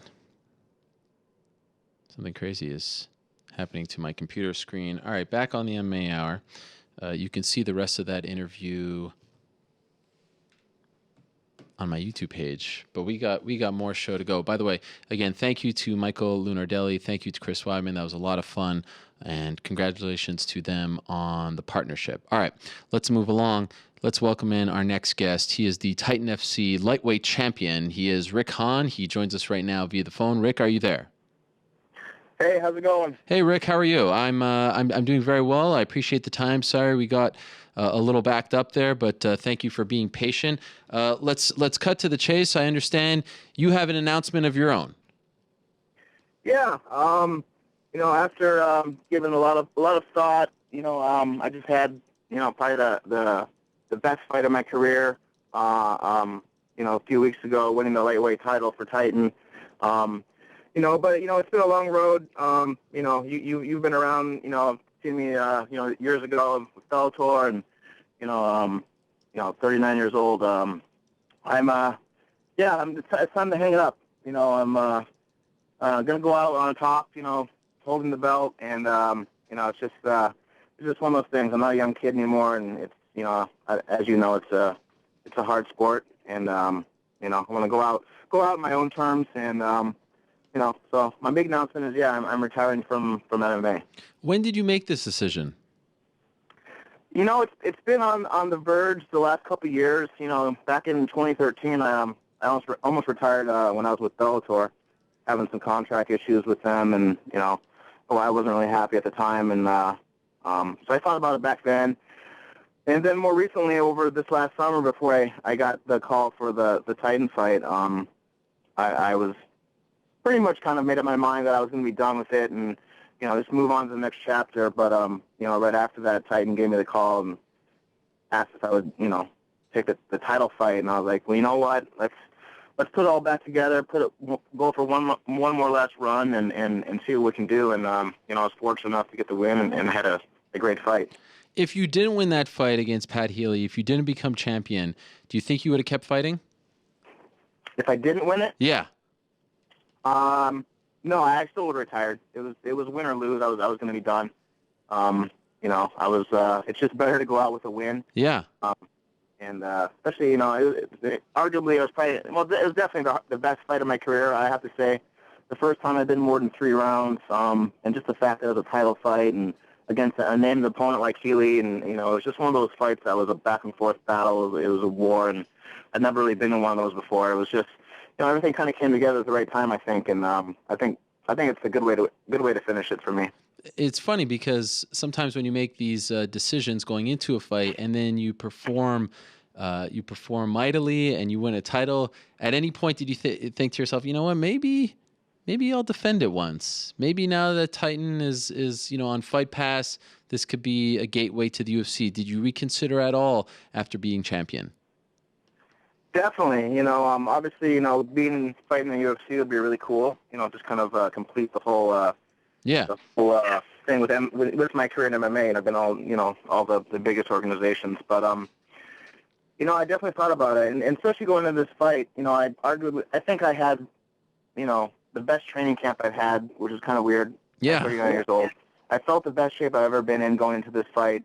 I had a great training camp. I think I kind of figured out finally how to train properly, maybe not overtrain like I used to, and it's just kind of ironic that it ends up being my last fight, which, for a minute I was thinking, maybe I got it all figured out, maybe I keep fighting and maybe it'll be a little easier next time around, but I think I just felt so good going into that fight, and I performed pretty good because knowing it was my last fight, I put everything into it, and I just kind of let everything go, win or lose. I wasn't, if I got knocked out, if I got decision, it didn't matter. I was just going to go forward and try to perform the best I could. Do you walk away with any regrets? Not really. I've had 25 fights. I've fought a lot of tough guys. I didn't get a chance to fight in the UFC, but at the end of the day, that's it is what it is. It wasn't the right timing for me. It comes down. Maybe I had the opportunity a while back. I just didn't get the job done and didn't get noticed in the right way. But for me, I'm fine. I'm fine with it.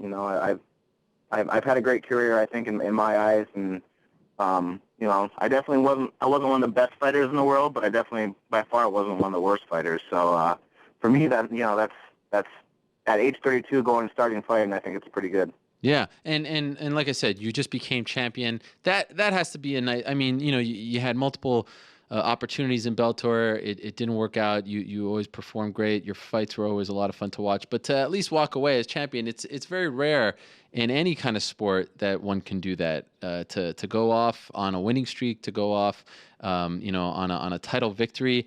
That's special stuff. I mean, I commend you for knowing when to say when, because I think especially in combat sports, you win 1, 2, 3, and then you win a title, and you're like, oh, let me see how much longer, and then you see guys stick around so long. So that takes some foresight and also some maturity on your part. I would expect that from someone who's almost 40 years old, but I do think it's very commendable. So kudos.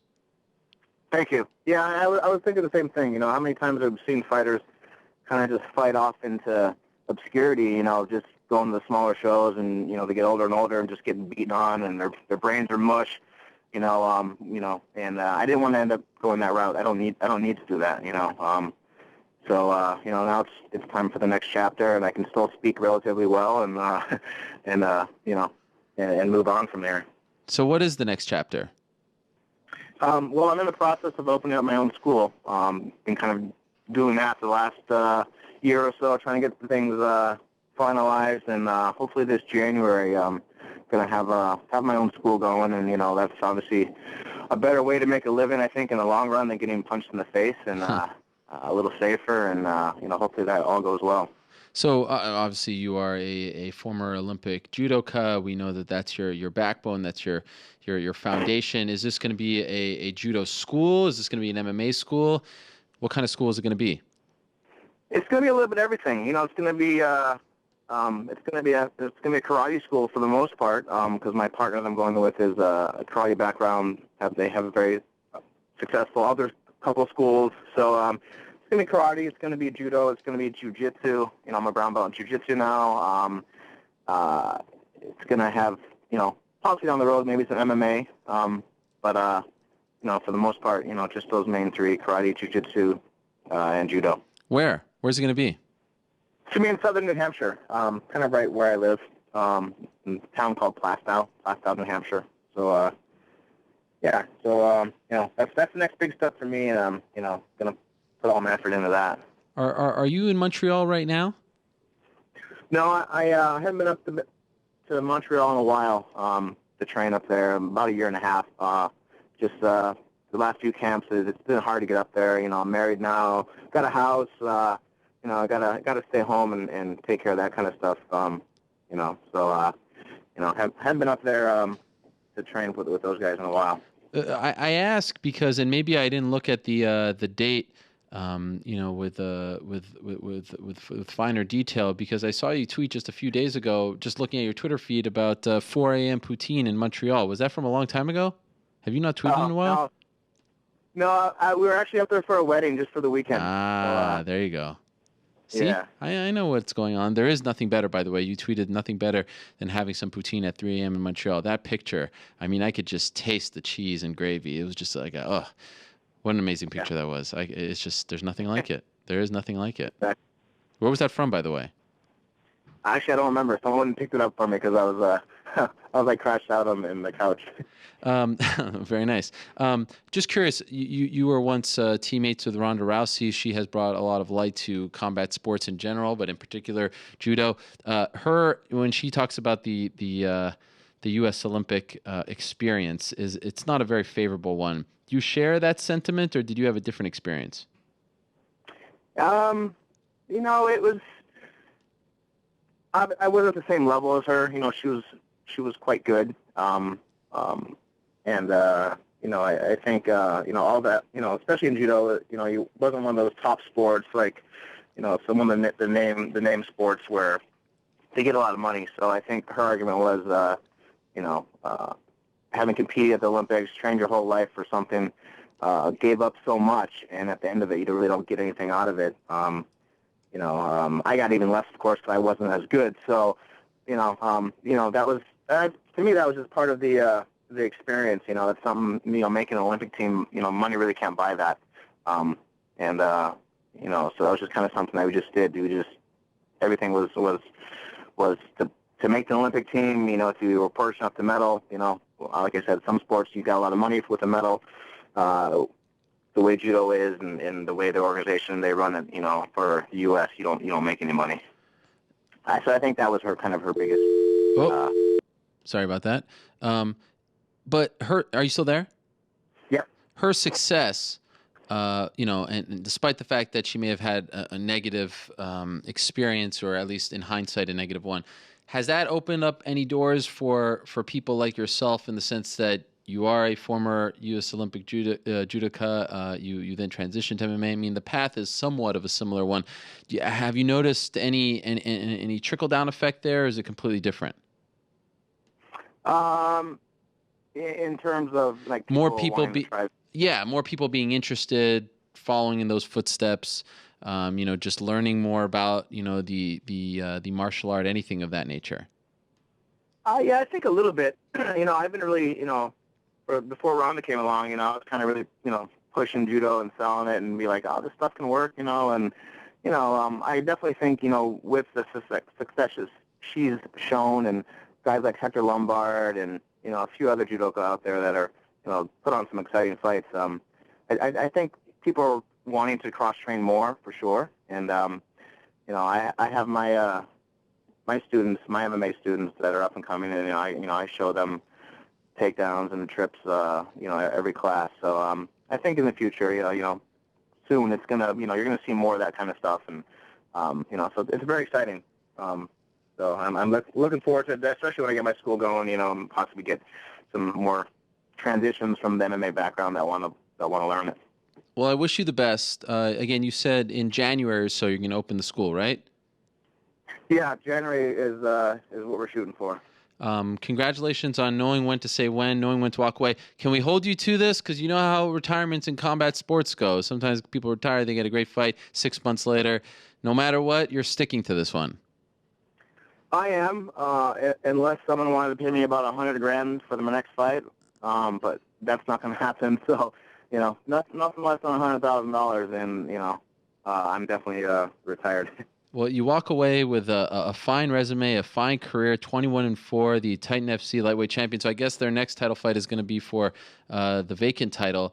And you did a lot in a very short amount of time, just 6 years essentially, almost 7 years in the sport. And you racked up 21 wins. So congratulations on a great career, nothing to be ashamed of, and most importantly, at least for me, someone who covers the sport, congratulations on going out on your own terms on a winning streak. That's impressive stuff. Thank you for announcing it here on the show, Rick. I wish you the best with the new gym.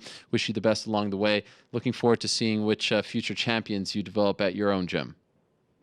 Thanks, Ariel. I appreciate it for having me. All right, there he is, Rick Hawn, former Bellator fighter.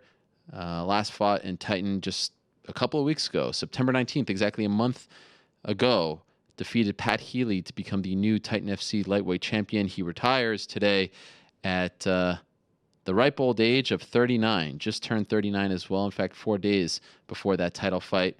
A lot of big wins for him, of course, in Bellator. Fought the likes of Carl Parisian, Lyman Good, Judo Jim Wallhead, Shoney Carter, Carl Parisian, Brett Weidman. Never got that Bellator belt, even though he was a part of their tournament system for quite some time. But in his last 3 fights, he was victorious and picked up a belt on his way out. So congratulations to him. We wish him all the best in the future. Okay, let's move along. Big weekend for the UFC. They finally, a year and a half later, returned to Dublin. Main event, of course, we spoke to him last week on this show. Joseph Duffy going up against Dustin Poirier. And it's interesting, the new co-main event, because of the injury to Stipe Miocic, he will not be fighting Ben Rothwell. They cannot find a replacement for Miocic. The new co-main event will be Luis Smolka against our guest at this time, joining us via the magic of Skype from his cell phone, the one and only, the hooligan, Paddy Holohan. How are you, my friend? Do you not hear me, Paddy? Paddy, are you there? I don't think Paddy hears me. I'm going to go out on a limb. Paddy, can you hear me? How's it going? Can you hear me? Yes. Can you hear me, Paddy? Hear me? Yes. Yes, I can hear you now, man. All right. I'm trying to give directions here at the same time. Are you driving while talking to us via Skype? No, my woman driver here is lost, as usual. Uh-oh. So yeah, no, I'm not driving. I'm just I'm being chauffeured around now, drinking my water, converting it into tea. Well, I appreciate you joining us. I know you have an appointment coming up, and of course it's fight week for you, so you're very busy. What was your reaction when you were told that you were being bumped up the card to co-main event status? Well, it's the same difference to me. I was happy as Larry, but I was happy to be going out there fighting in any area. If it was a field around the back of my house and we were turning up, I'd still be there.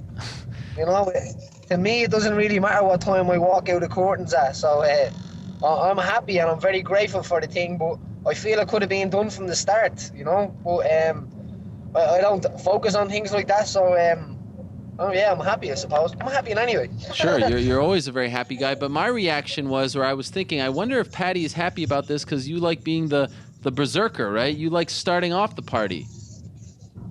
Oh yeah. Well, I like that as well. I like the buzz of going straight after it, being the first one out the door. But I think it's called Pendra that does that this time now for us. I'm not sure exactly. Yeah, it might be Call or Aisling Daly. I'm not sure exactly. I think it is Call actually.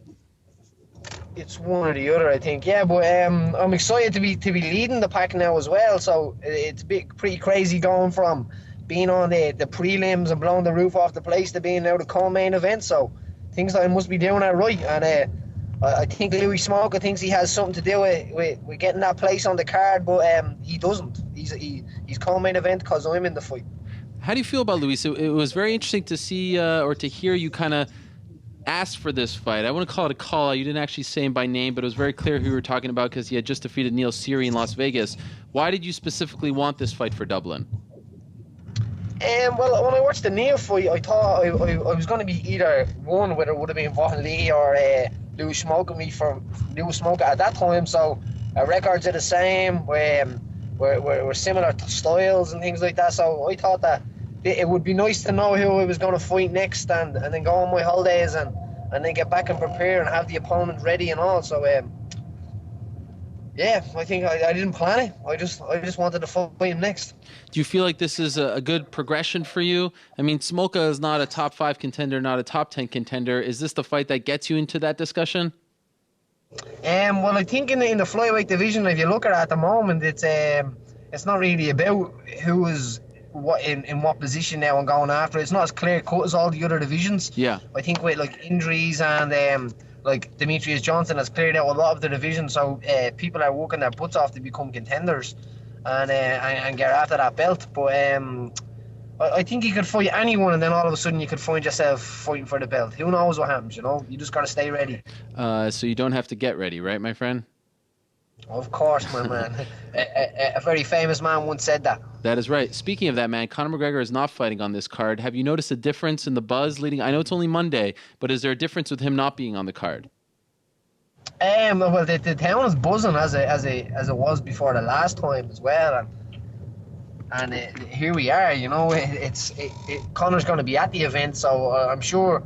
If Conor he'd sell an event out without even fighting at it now in Ireland at the moment. I'd say he'd do 10,000 tickets, no problem.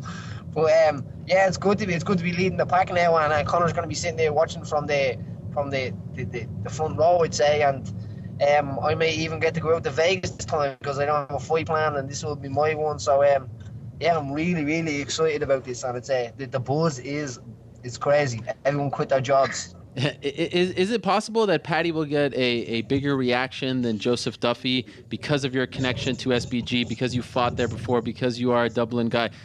Duffy, training in Montreal, Conor saying what he said, the history. Do you think that the fans will be more behind you as the people's main event as opposed to Joseph Duffy?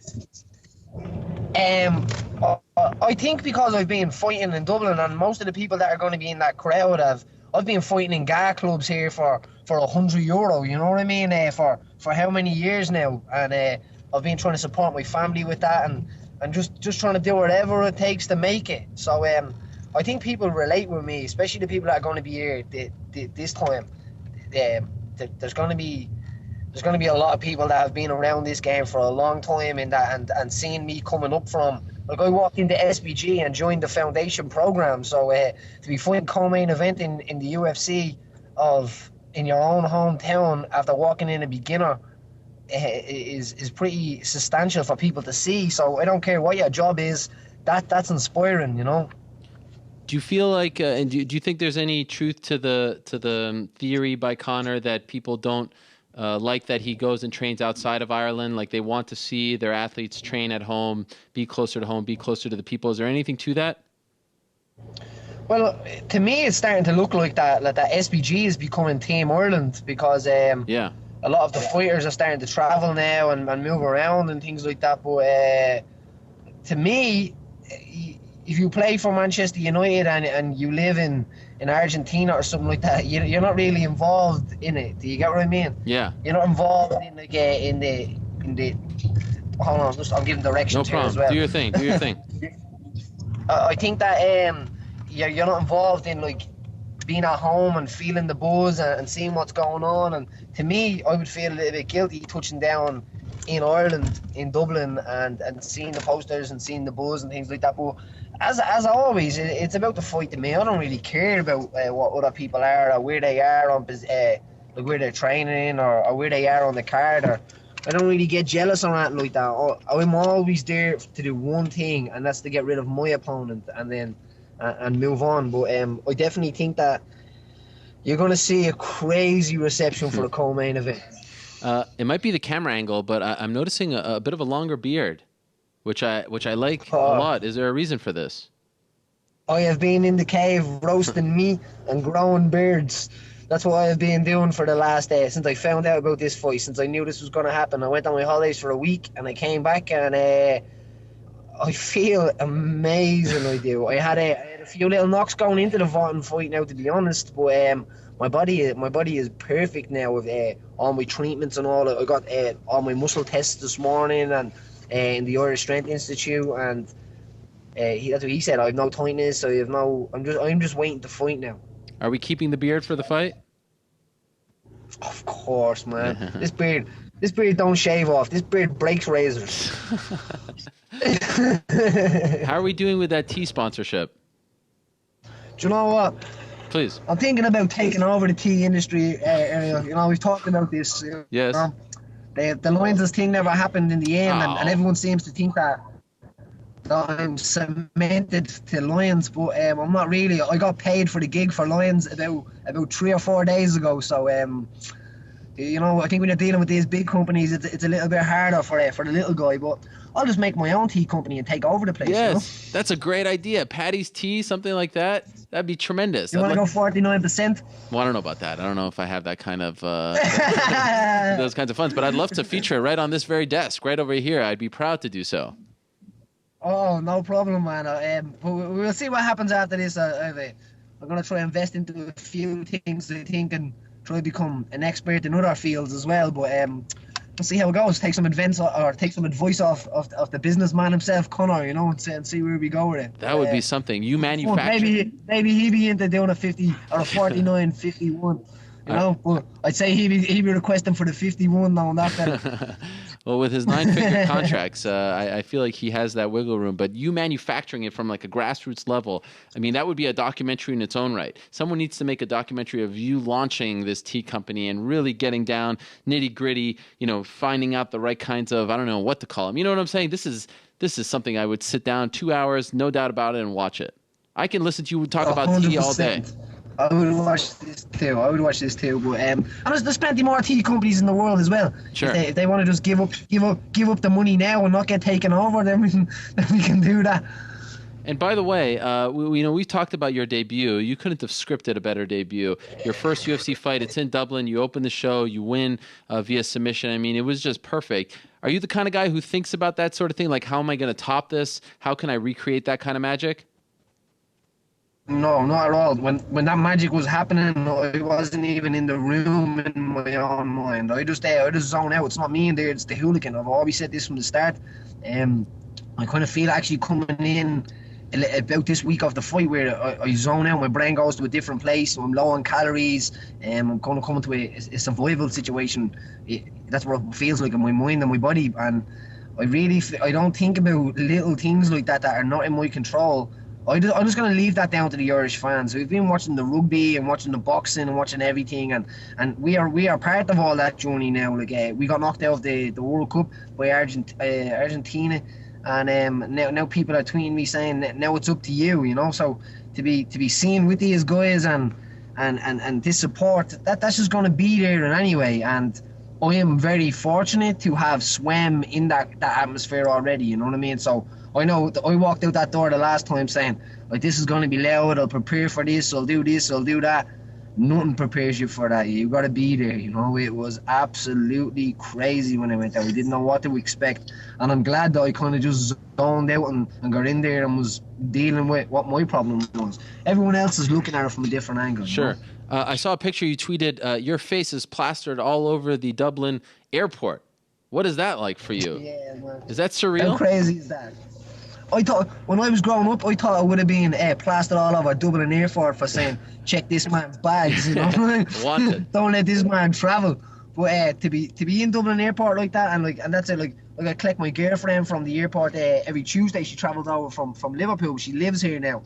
But that was the same gate. It wasn't there when I was collecting her, but that would be crazy now to be going there once a week to see myself. And then they didn't put the Irish rugby team on that as well, which says a huge thing for the sport in this country at the moment, you know. Right. Rugby is a long time in this country.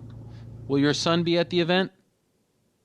Oh, 100%. Yeah, he wouldn't miss it. He texted me last night and he was like, good luck in your fight. And I was like, it's not till next week. He's like, yeah, I know. I'm just saying good luck. You know, so that's sweet. He gets a little bit anxious as well, I think, and emotional. And it's Team Hooligan, you know. It's a big team of people that are emotionally involved in it. And that inspires me alone. I don't need 10,000 people there to scream. I just need that little bunch of people that need me, you know what I mean? That need me to succeed, that need me to push on, to inspire them as well. And I'm happy to do that job until my body will no longer do it. Was your son at the first Dublin fight? No, as I said to somebody else in an interview, I was like the scout, you know. I didn't know what happens. I don't know how this works, so sure. I kind of scouted out the landscape and seeing what it was going to be like, and so I don't think he understands what it's going to be like as well when he gets there. So he's going to be in an atmosphere, and he's going to be surrounded by. I think I got 34 tickets or something off the UFC. That's what I was able to get. And like, tickets are gold dust here in Dublin at the moment. So he's going to be surrounded by 34 of my close friends. And they're going to party on till the early morning. I'm sure he'll be drinking some hot chocolate or something. Two last quick things. What's it like for you to now share the card, the bill, with your good friend and training partner, Aisling Daly? I believe, off the top of my head, this is your first time in the UFC fighting on the same card, right? Yes, this is going to be... This is probably even the first time... Period? It might be the first time. I'm not too sure. It might be the first time we ever fought on the same card, even. Wow. But, yeah, correct me if I'm wrong. My brain doesn't work too good without carbs. So, yeah, this could be the first time ever. But, as always, we adapt, and we are surrounded by... our team went to Cork there last week and had 4 finishes. All the guys started to turn pro, and the amateurs... You know, it's not just in the UFC that this is happening. You know, we adapt the situations, and we don't have any like kind of we have to do this and this person has to be there, and it's not like that. You have to adapt in this game and figure out what works for you and what doesn't. And Aisling is looking phenomenal now. I'm dying to be inspired by watching her performance as well before. So that's a new thing for me. I'll get to sit there and watch the guys fighting first and then go out and do my thing, you know. Will you corner her? No, I don't think so. The first bus will leave, and I'll be on the second bus then, I think. So okay. I'll probably be watching it in the hotel, because it'd be a long day in the stadium then as well. So I don't think so this time, but we'll see her after for a point. Sure. Have you envisioned the way it's going to end against Smolka? I see lots of things, you know. You see lots of things when it comes about. You put yourself on top, you put yourself on bottom, you put yourself in bad situations, in good situations. But I think the two of us are different kind of age of fighters. It's not just a wrestler versus striker. I think it's dangerous on both sides, you know what I mean? But I've been brewing up some tricky stuff here, you know. So hopefully he eats some of the traps. Well, it's always exciting when the hooligan fights. I can't wait for it, and I'm very excited that you're getting top billing this time. It's a nice reversal of roles here. I'm sorry that I won't be there to experience it this time. I will be watching from home via UFC Fight Pass. I wish you the best in the fight. I hope all the SBG fighters have a great night. Last time you went undefeated, so I hope for your sake that you get to experience that again. And always a pleasure. I know you're very busy, especially on fight week. You're in transit right now, so I really appreciate you coming on the show, Paddy. I'm all right. I'm on my way into yoga here now. Do some hot yoga. You know? Oh, hot yoga. It's freezing over here now. The gloves and all are ready to go, so I hide in the hot yoga when the winter comes. Winter's coming earlier. Yes, I know. It's unfortunate. Enjoy fight week. Enjoy everything that comes with it, and best of luck to you, my friend. Thank you very much, my man. I'll see you on the other side, right? All right. Yes, there he is. Always a pleasure to talk to the hooligan himself, Paddy Holohan, who has a big fight on Saturday, UFC Fight Pass headline, Joseph Duffy versus Dustin Poirier, and some news regarding UFC Fight Pass. They actually announced during our Chris Weidman interview that Sage Northcutt, the talk of the MMA world as of late, Super Sage Northcutt, the newest member of Team TriStar, at least for now, he's been training with them last couple of days. He will be fighting on that December 10th show, the one headlined by Joanne Calderwood versus Paige Van Zandt. So now Sage Van Zandt is going to be fighting Cody Pfister on the Fight Pass card. So they're keeping him on Fight Pass. They're adding another popular name to that big show, or that big week, I should say, in Las Vegas. Sage Northcutt now added to that December 10th card in Las Vegas, that taking place at the Cosmopolitan. So they are truly stacking the deck for that one. All right. In a minute, we're going to be joined by another fighter who will be fighting on that card, Yoel Romero. Yoel Romero has a very big fight on December 12th. He is fighting Jacare Souza in the, well, not the co-main event. It's the third top fight. Is it the tri-main event? I don't know if we've gone to that point just yet. But he is fighting Jacare Souza in a fight that I think most people agree, even though it hasn't really been said outright. Most people would agree that that is the number one contender fight in the middleweight division, unless something crazy happens with. Well, I could see, if Weidman loses and Rockhold, they might do an immediate rematch, especially in New York. But Yoel Romero has a big fight, of course, coming off a win over Lyoto Machida, a dominant win, an impressive win by far, in my opinion, the most impressive win of his MMA career. Prior to that, he had defeated Tim Kennedy and Brad Tavares. 38 years young, Yoel Romero, training out of Florida these days, is joining us via the magic of Skype. And there he is. Yoel, how are you, my friend? I'm good. Shalom. Shalom. Shalom, Chaver. It's great to have you. Now, you are also being joined by a translator. I just want to get your name. What's your name, sir? Bean. Bean. Yes. All right. Sort of like Madonna, just one word. Yoel, believe it or not, I have wanted to have you on the show for quite some time. I've been trying to get you on this program for the last 4 months, and it was only the great Abraham Kawa who got it done. So I appreciate Abraham very much. There he is. I had a feeling you were saying that. He got it done for me within a matter of seconds. So thank you very much, Abraham. Yoel, first, let's move backwards. Let's talk about the win against Lyoto Machida. Would you agree with me that that was the most impressive performance of your UFC career thus far? Esa fue la pelea de Machida, esa fue una de las más express de como la mejor pelea que tú tenías con alguien profesional. Bueno, la gente lo han visto así de esa forma. The people haven't seen it like that, in that type of way. Why was it that way? Yeah, why was it different that time? Excuse me, I couldn't hear you. Why was his performance different? Why are people saying, like myself, that it was his best? Was there something different in training, something about the fight, the opponent? Why? ¿Cuál fue la diferencia? ¿Por qué tú sientes que esa pelea fue te cambió tanto? Como tú entrenas, ¿qué fue lo diferente que tú hiciste para esa pelea? Bueno, en realidad, yo creo que ha sido el entrenamiento continuo de todos estos años. He feels the continuance of the training that he's been doing for all these years. In hindsight, it might be... Go ahead. y creo que cuando tú empiezas a entrenar años consecutivos, llega un día que esto llega a salir a la luz. Basically, after so many years of doing the same training, after so many years, it's just like, it comes natural, it comes to light, like. Understood. You understand? Yep, I understand.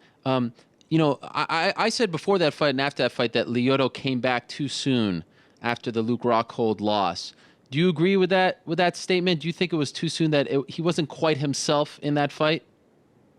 Se siente como que él no fue el mismo, o que él vino demasiado rápido para esa pelea. Bueno, mira, no soy quien para criticar, ¿no?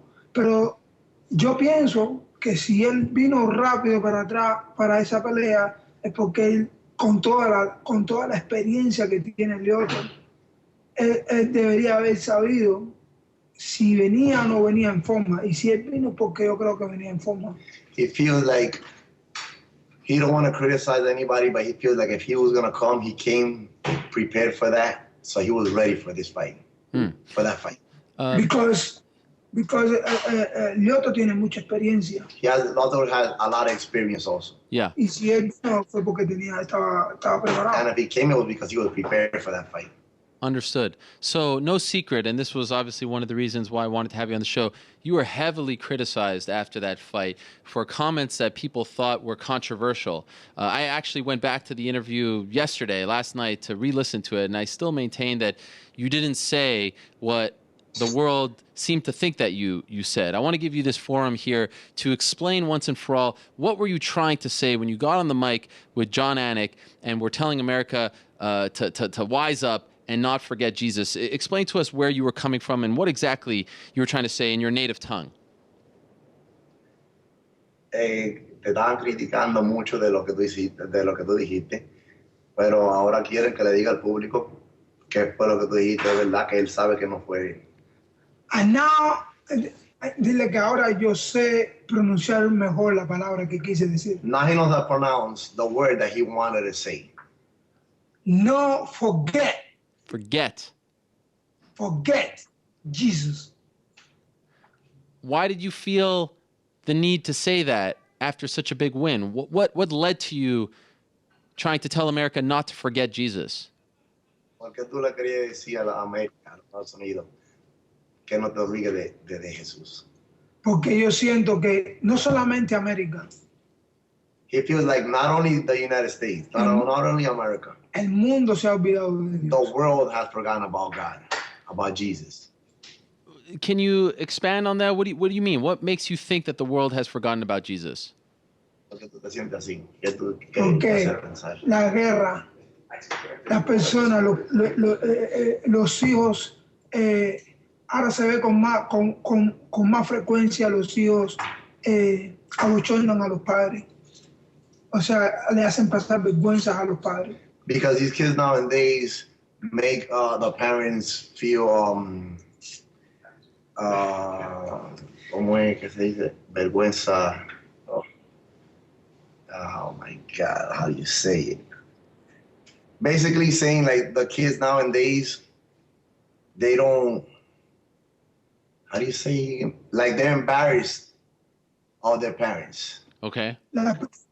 Las personas hoy en día no extienden las manos a otras personas si no es con un objetivo, con un doble objetivo. Nowadays, people don't shake your hands unless if it's double objective, like saying I don't want to say respect. It's sin tener, yo te doy, I give you something like this, but I don't want to give me something tomorrow. You know, when I give something, it's because I want it. Sure. Give. Yes. I want my friend tomorrow give me something tomorrow. I understand. You know? There's always a motive, you're saying. People aren't giving something out of the kindness of their heart. They always want something back for their actions, right? Is that what you're saying? Exactly. I should be the translator here. Porque la persona sin un motivo o teniendo motivo van y le dan un tiro a otra persona. You don't understand why nowadays you could shoot somebody for no reason. Right. And you No think... entiendo por qué las personas, si alguien cometió un error, no le permite darle una segunda oportunidad. If somebody made a mistake nowadays, they don't give them a second opportunity. Y eso es lo que está haciendo el mundo. And that's what the world is doing Y now. Dios, Jesús Cristo, And Jesus Christ, todas estas cosas las aborrecía. he Solamente, only erase it. solamente daba amor. He just gives love. Okay, so I think the timing of your fight is what led to people thinking you said no gay Jesus, because the day before they had made this historic announcement about same-sex marriage. So you're saying right now you were not referring to that. That was not on your mind. That's not what you were talking about, right? No tiene que ver con lo que tú estás diciendo, lo que estaban diciendo la gente del error que tú dijiste. No, gay Jesus. Déjame decir algo, no tiene nada que ver, pero si eso llegó a oídos de las personas, no fue mi propósito, pero quizás sí fue propósito de Dios.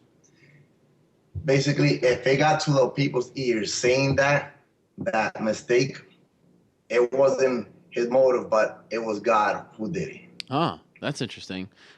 But were you referring to, if you didn't say no gay Jesus, I get that. It sounds to me like you said no forget Jesus, but were you referring to that announcement the day before?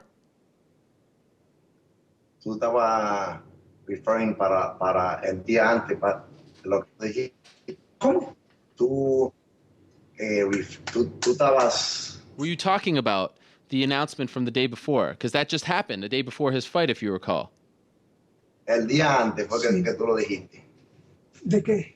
De say no to gay Jesus, lo que tú dijiste. Sí. Or same-sex marriage.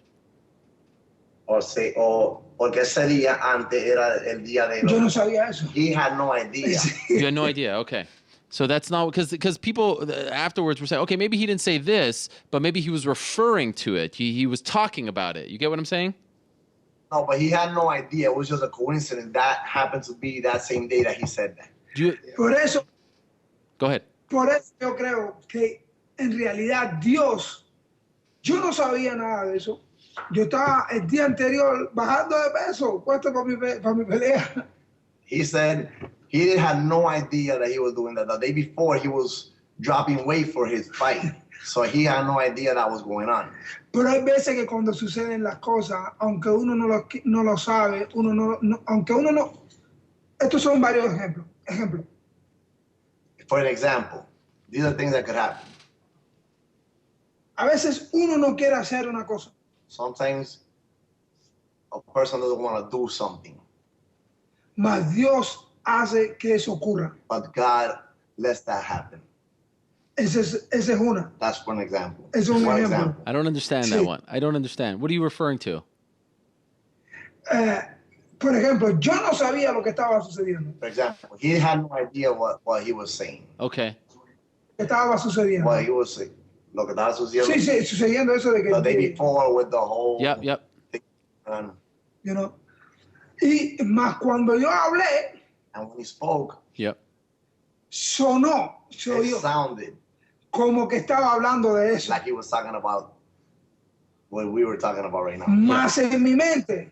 On his mind. En mi corazón. In his heart. Estaba diciendo, no, forget Jesus. Yes. He was saying, don't forget Jesus. I understand. I spoke to Dana White just a couple days after that interview, and he was saying, you know, even if that's not what you were talking about, why are you talking about Jesus and talking about religion in a post-fight interview? Shouldn't you be talking about what's next? America doesn't want to hear that sort of thing. What is your response to that? Dana White, ellos estaban hablando de la religión y cosas así. ¿Por qué tú estabas hablando de eso y no estabas hablando de la próxima pelea que tú tenías que estar hablando? Porque soy de las personas que creo que, primeramente, soy un hombre de Dios. Because he's a man of God. Mm-hmm. Segundo, si estoy peleando y le estoy dando todo lo que estoy dándole a UFC, a la fanaticada de UFC, es gracias a Dios.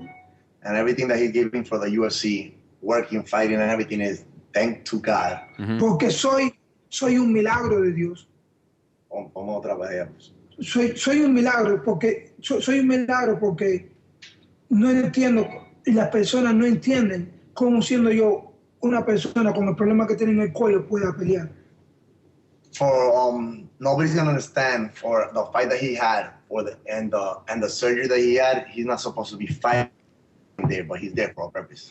Entonces yo creo que es Dios quien tiene su mano puesta encima de So mí. he feels like God is the one that's taking care of him. He's the one that has his hand above him. Lo menos que yo puedo hacer The least that he could do es siempre darle gracias a Dios. is thank God. Always thank God. What I sort of hypothesized in my mind, what I said in my mind was that some people think that their mission is to win a fight and get on the microphone and say, I want this person next. Can you hear me? You can't hear me anymore. What happened? Abraham, can you hear me? Yeah. Can you hear me now? Yeah. Okay. What I said after the fight was that some people will say, look, why is he talking about this? He, the mission when you win a fight is to get on the microphone and call out your opponent. But for Yoel Romero, and correct me if I'm wrong, Yoel Romero, your mission is to win a fight and then speak about your main love, your main purpose in life. That's your religion. Is that kind of, in the simplest form, your mission when you go out there, win the fight so that you can then use that platform to explain to the world why you consider yourself a man of God? Tú ganando, en vez de estar diciéndole, coño, quién es el próximo oponente, pero tú lo haces para, ok, yo gané ahora y dándole la gracia a Dios. Amén. Sí. He's saying that's what he does. You see, my brother, we're on the same page, you and me. Chaver, shalom, shalom. You understand? Shalom. Okay, I feel like we've cleared that up. Is there anything about that specific incident that you'd want to say before I move along here to Jacare? Anything else you want to say? Quiere decir otra cosa de ese tema que ustedes tenían ahora. ¿De tema de pero de qué? De ahora, de lo que pasó, lo que estaban hablando ahora. No, ya todo lo que pasó, pasó. He's saying no, the past is the past. Okay, because you received a lot of hate. Has it gone away? Has all that? Because you remember when that happened, people exploded calling you all kinds of names. Has that gone away for you? Te criticaron todo eso cuando eso pasó. Ya todo pasó, ya no te han dicho nada, no. La persona que me pueda decir algo, la persona que me pueda criticar, para mí, créeme que yo lo perdono, porque yo tengo a Dios en mi corazón. The people that criticize him, he basically forgives them because he has God in his heart. Amen to that. You're fighting Jacare. You're scheduled to fight Jacare on December 12th. I believe this is the third time you've been booked to fight him. The two previous times, it fell through. Are you confident now? Are you at all worried? Are you thinking in your back of your mind something screwy is going to happen? That this fight is actually going to happen on December 10th? Excuse me, 12th. Ya han habido tres. Ahora ya tú sabes que Diciembre 12. Bueno, yo espero en Dios que pase. He's hoping to God that it happens. Okay. And have you been told that if you win this fight, you will get a title shot? Han dicho que si tú, cuando tú ganes esta pelea, tú vas a pelear para el título. Sí, me lo han dicho. Yes, he has. All right. He told them. Who are you hoping for? Chris Weidman or Luke Rockhold? ¿A quién tú le vas? Chris Weidman or...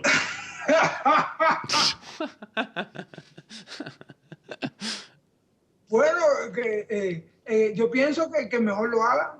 Whoever does best. Oh. El que mejor lo haga, you know. Como lo haga. Whoever does best. Los dos son muy buenos peleadores. They're both great fighters. Mm. Los dos tienen muy buena, ¿cómo se dice? Skill, you know. They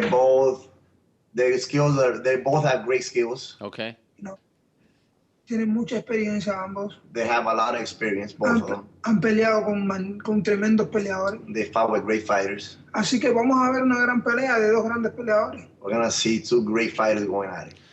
Since the relationship between the U.S. and Cuba has improved, have you been back to Cuba yet? You broke. Oh, I was just wondering if he's been back to Cuba yet. ¿Ha ido para Cuba otra vez? Todavía. No, not yet. Not yet. What are you waiting for? Está esperando.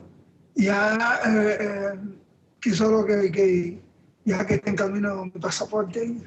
His passport's on the way. Okay. We're working on his passport so he could go after this fight, hopefully. Does he think he'll be very emotional going back there after so many years? 100%, but can't even talk about it. Can't even talk. How long has it been? 9 years. 9 years. And he still has family there, right? Yes, he has his family. His mother, his sister, his whole family, his son. You haven't seen them in 9 years? No. Wow. Do they watch your fights? Yes. See, wow. Could you imagine you go back to Cuba as the number one contender in the UFC middleweight division, maybe even as the champion? They throw a parade for you, right? They'll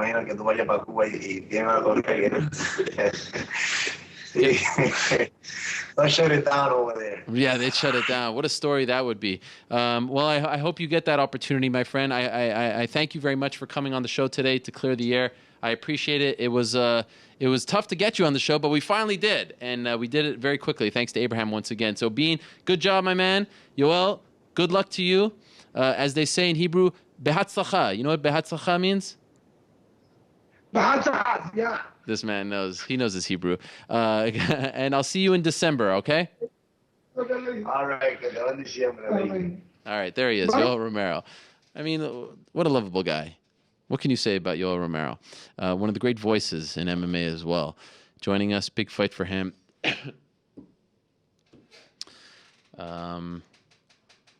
December 10th.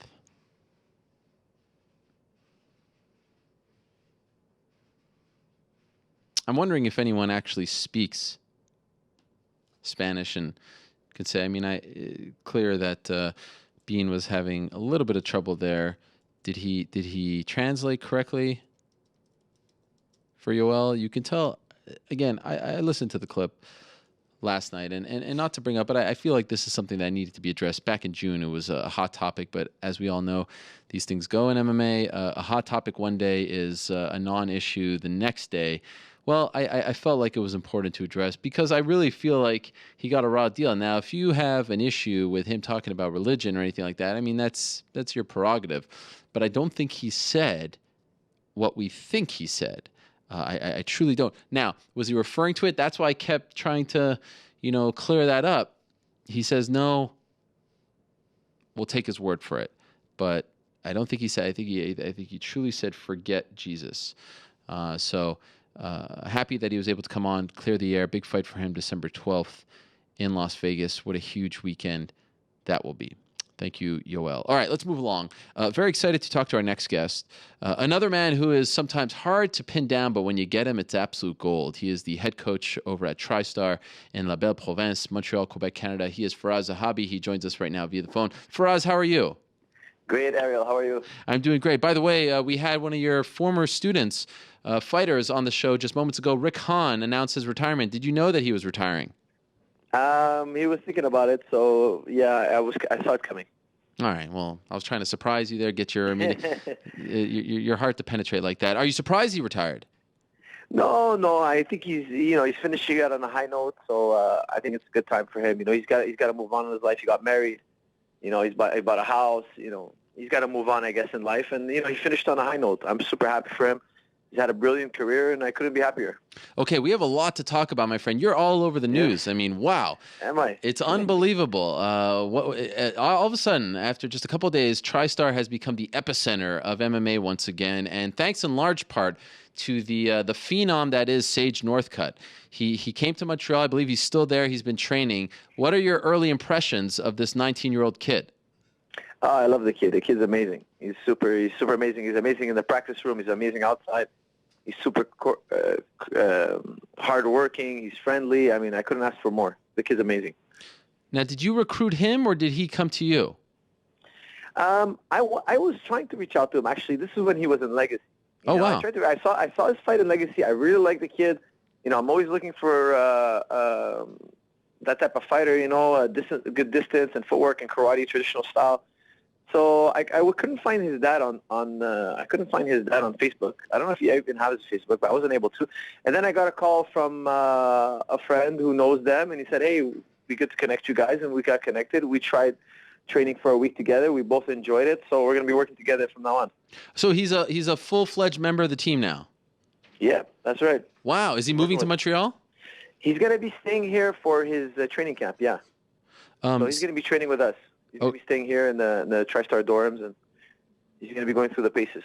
His demeanor is really unique. I mean, this kid is always smiling, so respectful, humble, calling you sir. He's really a little bit different, isn't he? I think he reminds me a lot of George. George is that type of guy. Positive attitude, eager to train, always happy to go to practice, never always positive. I love it. I think this is the first step in being successful, having a good attitude. Were you there when he met George for the first time? Yeah, we went to dinner. The night they landed, we took him out to dinner. We hung out. And when the first practice, I wasn't there because I had to go to weigh-in for another show. But him and George worked out. Unfortunately, I have to be somewhere else. But what was his reaction when he got to meet his idol for the first time?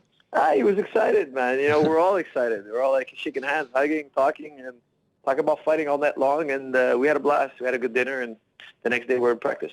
So you were actually on the bandwagon before the rest of us. You actually noticed some legacy. Who introduced you to Sage? I saw somebody had posted his fight, and I saw that sidekick. When I saw that sidekick, I was like, yeah, for sure he's doing traditional martial arts, and for sure he's got that. I saw his footwork, and I was like, wow, this kid is something special. He's got that technical style we do, we cultivate and we work with. So I was like, wow, I'd love to have this kid come in and see what he can do. And then he got picked up by UFC, and then I saw his debut, and I was like, wow. But I thought it would be hard to get in touch with them now that they're in UFC. And then I was getting these messages saying, hey, I'd like to connect you with them, and we think it's a great fit. And it turns out that, everybody thought it would be a great fit with TriStar. So a lot of people were thinking the same thing. So, and it is, that's the kind of fighter we like to look for, good, polite, kind, good attitude, hardworking, and it's working well. Have you ever come across a kid his age who already has, a handful or so MMA fights under his belt with that much raw, natural talent? I told his father today, I said, I think your son's the best 19-year-old fighter in the world today. If you put all the 19-year-old fighters in the world today in MMA, made them compete, I'm very confident Sage will come out on top. So he's really, really in the 19 years, for a 19-year-old, he's unbelievable. What impresses you most about him as far as his skill? I would say there's so many things that impress me, but his understanding of when to counter, his timing. His timing is something that only the most experienced guys have. He's got a fantastic timing. And his dad, his dad is a brilliant trainer. So I'm really learning a lot with his dad. We're talking a lot about technique. We've been hanging out together every day talking about training. And his dad really trained his son from the age of 4. He had excellent training from a young age. It wasn't some kind of a recreational training. This was serious training from a young age, and you see it in his fighting. Will his dad continue to train him while he's at TriStar? Oh, yeah, I definitely want his dad involved. His dad's going to be, going home and coming to help his son as much as he can. And, of course, his son's going to be going back home, too, to train. He's got to study. He's studying, he's not going to be giving up on school or anything like that. So he's working hard. Sage is working hard. He's training and studying. I'm somewhat putting you on the spot here because it was just announced, but the UFC just announced that he'll be fighting Cody Pfister on December 10th. Do you know anything about Cody? Do you like this matchup as he progresses and climbs the ranks? Yeah, Cody's he's an aggressive guy. He moves forward. He's a high-pressure guy. I think it's a good test for Sage. Cody's not going to give him an inch. He's not going to back up, so it's going to be fun. I like the fight. And by the way, it also came out around a week ago. I believe it was Showdown Joe who first reported it, that not only Sage was coming, but Tarek Safadine. Is that accurate? Is Tarek a member of the team now as well?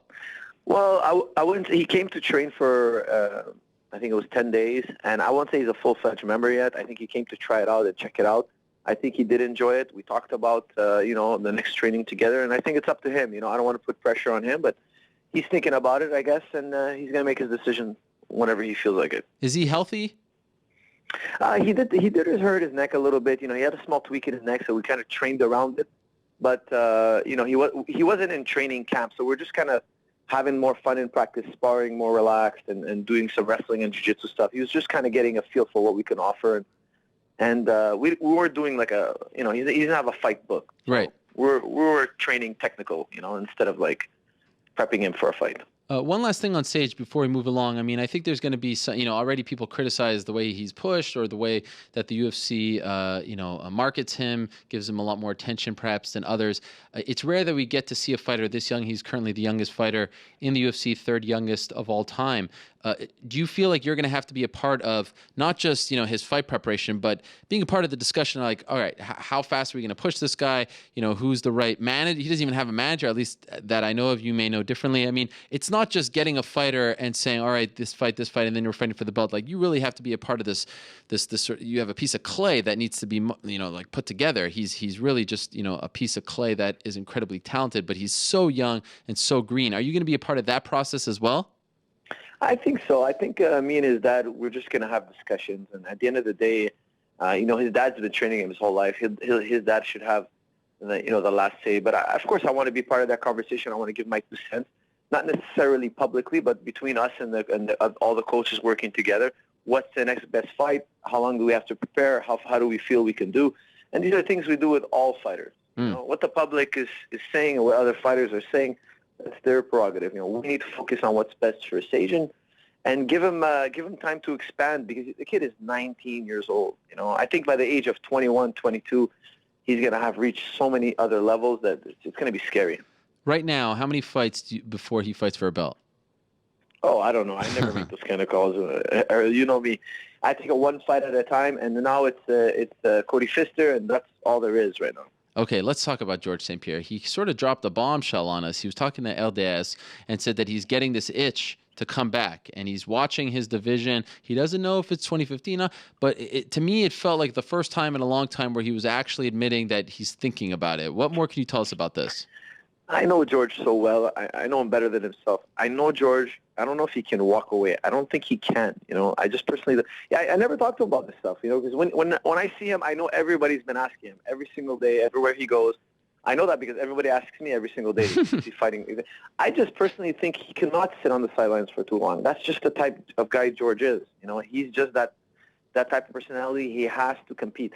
And when he's really done with fighting one day, he's going to compete in something else. He's just a competitor. I don't know if he's going to take up golf or something, but he's going to compete the rest of his days.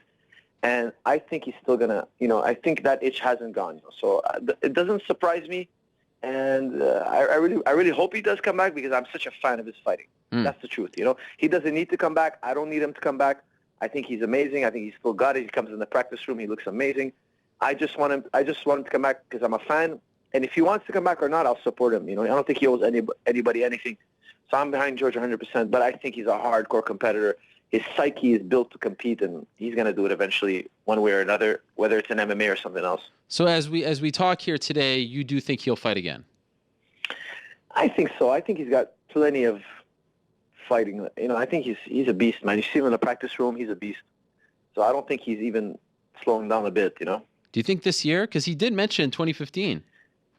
I don't know. I don't know what his schedule is like. He's got a lot of might be PR. too soon. He's got a lot of duties to do. He's everywhere. He's traveling but training still all the time. I don't know. I think it has more to do with his schedule. Yeah, I forgot that we're already October 2015. Yeah, he's a busy man. George. And how much does he weigh? Do you have any idea? Because he seems bigger than normal. I don't think too much bigger. No? I don't think too much bigger. No. So you think if he came back... Forget, he's not in training camp, right? Sure. He could lose 10 pounds in 3 days, George, in training, So it's maybe a little water weight here and there, but nothing. I was just saw him last week. He looks pretty normal to me. So you think that if he comes back, it'll be at 170, right? Oh, yeah. Yeah, George will make 170 easily. How often is he in the gym these days? 'Cause I feel like I see him more than before. I always see him in the pictures with the team. He's in the gym a lot. Also when he's traveling, because he travels a lot, like he's traveling right now, he's always training. It's always land, train, do your PR. Or land, do your PR, and train. George is just, he's a robot. He has to train. We were having this debate on another show that I do, the MMA Beat, last week. George St. Pierre comes back, fights Robbie Lawler for the belt. Are you confident he wins? If George preps and does a training camp, he'll beat anybody. That's my, I really feel he's the best of the best. So I think if he does his training camp and he prepares, and it's not calling Robbie or anybody out, I think he's the best. So, him and Rory, I believe in my guys. I believe if they get prepped, they will win. And there are a lot of people who say for his health, he took a lot of shots. You know, it's best for him to walk away. He walked away as champion. Why do it? Why ruin your legacy? You don't share any of that sentiment. You know what? You got to do what's happy, what makes fun. You know, what's fun for you. Are you not going to do something you love because you don't want people to think you're perfect? You know, you want to leave with a perfect legacy. Are you going to live your life for what other people think of you, or are you going to enjoy yourself and do what's fun for you? I think George loves the competition. He loves the adventure, and it will be doing it because he loves to do it. And who cares if people don't think you're perfect? You know, what if something bad happens? So what? You're still George St. Pierre. It doesn't change anything. And I don't think anything bad will happen, but at worst, I think he can live with it. You know, it's not the end of the world. So he's got to do what he loves to do, what feels good, and what he finds enjoyment in doing. But from your perspective, health-wise, he's all there. There are no problems. He's not dealing with anything, trauma of any kind, head trauma, anything like that. Not at all. Not at all. All his injuries were cosmetic, 100% cosmetic. He's been checked. I mean, the guy's fully functional. I'm sure you hear his interviews. He's 100% coherent. George is far from having any brain trauma. Okay, last thing on George. Perfect scenario for you. What is it? Who does he fight? Where does he fight? Lay it out. Lay out your dream for me. I don't have. Oh, come on. I don't think about that. Honestly, I don't think about that. I just like to train the guys and have them compete, and whoever it is. You know, I don't care. I don't think of the names. But you are saying today on October 19th, right here on the MMA Hour, that George St. Pierre is coming back. It's official, right? I never said that. But you think. You're an expert. You're an expert, Ariel. I think he's got plenty of fight in him left. And I see him in the practice room. He's not training like a guy on vacation. You know, he's training like a guy who loves jiu-jitsu. He still has that fire. He loves that wrestling. He loves it all. So he's still got that fire, George. Wow. You know, so you're giving me goosebumps. Imagine at the Olympic Stadium in Montreal, right? His return. Is something that would be something I'd get out of bed for every day. Gosh. You know, that would be something special. The Stade Olympique. Wow, what a moment that would be. Okay, let me ask you about Joseph Duffy. He is. Yep. Is it true, by the way? He was on my show last week. He told me you've never been to Europe. Is that true? It's true. I've never been to Europe. What? Someone as accomplished as you, you've been cornering fighters. You've never been to Europe. How is this possible? I'll tell you a real short story. Okay. I used to go to Asia on a regular basis for training in Thailand and for fights in Heroes K1. I had a horrible flight experience where I got extremely sick in turbulence, extremely sick. We had a horrible landing in a storm. You know, people were crying in the plane. And ever since then, I've had a fear of flying. So I can only tolerate flying for a few hours at a time. Oh. But I have been flying. This is years ago. So we're talking about 5 years ago. So I've flown hundreds of times since then, but only short flights. And this will be my first time again back overseas since that dreadful plane experience I had years ago. Are you nervous? I'm feeling much better with flying because I've really gotten over my fear, I think, to a high extent that I'm ready to go overseas. So I'm not thinking about it now. When I get on the plane and it reaches hour 5, I might start to get a little more stressed because after 4 or 5 hours of flying, I start to get a little more stressed, but I think I'll be fine. So I'll be thinking of you, Ariel. I'm going to bring a picture of you on the plane. You must really look at it. You must really like this Joseph Duffy to suck it up and get on that plane, huh? Well, I'll tell you, they put in so much hard work, him, Tom Breeze, Stevie Ray, that I feel I need to go. You know, I have to go. They put in so much time and energy in the gym. I want to be there for them. And what's your assessment of him? Now, this is, I believe, the third camp that you're with him? Third, yeah. What's your assessment of him and how far? I mean, do you really think that he is he one of those guys that you're very excited about? Oh, yeah, 100%. You know, he's growing so fast, and I wonder, how far he's going to grow. He's a killer, man. You know, he's very precise. He hits hard. He's game. He's ready to die in there. I mean, the guy's incredible, and he is technical. He's precise. So I'm really looking forward to see how it develops with him. And like all my guys, I think, the sky's the limit. They can go as far as they put their energy in, and he's a tough guy. He's going to be a hard guy to beat. How do you feel about this matchup for him? Is it too soon? No, I think it's a good matchup. I think he needs to step it up and take a big name like Poirier. Poirier's a very big name. Don't forget, Joe has 7 boxing fights. He's been doing martial arts since he's a kid. So, I mean, it might be his third fight in UFC, but this guy's got Joseph Duffy's got a lot of experience. And have you talked to him at all? Is this something that you've even discussed? Him fighting back in Ireland and the enormity of this show and doing it after Conor, all that stuff. No, you haven't talked about. That's all distraction. We focus on training and what we're going to do, and that's it. Training and what we're going to do. He's a man on a mission. He's a runaway trainer. He has one idea only, and that's how to beat Dustin Poirier. He doesn't think about anything else. We don't talk about anything else. It's irrelevant whether the fight is in America or Ireland. It's positive because he's in a place where he's very appreciated. That's all positive stuff. Yeah. But when they lock that cage door, it's just about Dustin Poirier. So that's where we're primarily concerned. The rest of the stuff is great, but it's taking care of itself. It's going to take care of itself. How do you think he does against Conor now? Conor McGregor, well, who knows? That remains to be seen. Right now, we're only talking about Dustin Poirier. So for now, that's the subject. Any news on Rory MacDonald's return? There's sounds like you know something. I know he's training in the gym. Let's just say he's training in the gym and he's getting ready. Are we getting to see the Hector Lombard fight that never happened in Montreal? I don't know. You're gonna have to wait on that. I don't know. I don't know what's going on with that. I just know Rory's getting in shape. Rory's he's in beast mode right now. He's working harder than ever. He's never been so hungry. Yeah, I saw a picture. He looks to be in great shape. So no ill effects from that Robbie Lawler fight. No. He's grown from that. He's a better fighter immediately afterwards. I think that's something you cannot learn in the gym. That's just a pure experience. A lot of guys have not won their first 5 rounder. A lot of guys. Even GSP and all so many greats. It was a great experience for him, and he has taken something that you cannot learn in the gym. That was a priceless experience for him, and I think it's made him stronger. It could hurt guys or it could make you stronger. And Rory's one of those guys where that experience was positive for him. He loved it. If you ask him what the best day of his life was, he'll say it was that day, and he's looking forward to doing it again. So he is a different kind of cat, eh? He is a different kind of guy. So if you didn't kill him, you made him stronger. That's Rory MacDonald. I would love to see a reality show of Sage Northcutt and Rory MacDonald hanging out. You know what? They actually get along really well, which is incredible to me. Yes. Sage is such a sweet kid, and Rory just wants to fight. But you know what? Sage is a warrior as well. He's polite outside the cage, but inside the cage, he's fierce. He doesn't make friends inside the cage. That's after the fight. He's got that assassin's instinct as well. A great video of some of the TriStar fighters trying his flip. Have you tried it as well? Are you crazy, Ariel? Oh, my God. I'll break my back trying to do it. Holy moly. That kid is something else. Unbelievable. Okay, one last thing, and then I'll let you go. A bit of a personal note for you. How about your little brother, Hawn Zahabi, right? Yeah. He had a good little fight last Saturday. Yeah. Got a first-round KO in 18 seconds. He hits hard, my brother, and I'm really happy. I think he worked really hard for this fight and worked out well. So he's now 5-0, correct? Yep. How far away is he from getting the call? I don't know. You're going to have to ask Sean Shelby. Oh, so it's 145, correct? 135. 135, excuse me. Yeah, 135. In your mind, is he ready? No, I would like a couple more fights, and he's not far away from that now. We have more shows in Canada. There was a lull in the shows of Canada. It was hard getting fights the last 2 years, but now there's a bunch of new options. There's a new show in Saskatoon.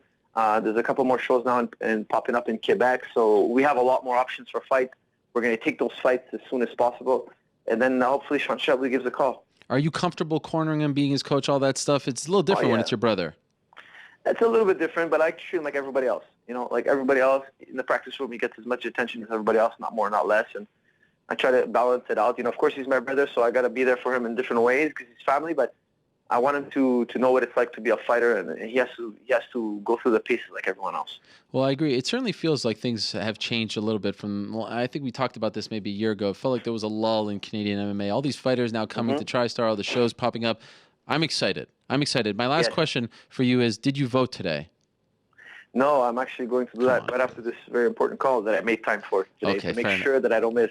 Yes. Important. All right. I'll let you go vote. I won't ask you who you're voting for. That's very rude. Hey, congratulations on everything. Good luck on Saturday. Good luck. More importantly, good luck on the plane. Just get that picture of me, a nice picture. I'll send you a nice 8x10. Think of me. Perfect. And I wish you the best. Thanks again for doing this. Thanks, my man. All right. There he is. Firas Zahabi, head coach over at TriStar, dropping some news of a very busy time for TriStar these days. Joseph Duffy with a big fight on Saturday. Sage Northcutt joining the team. GSP, his brother, Hawn Zahabi.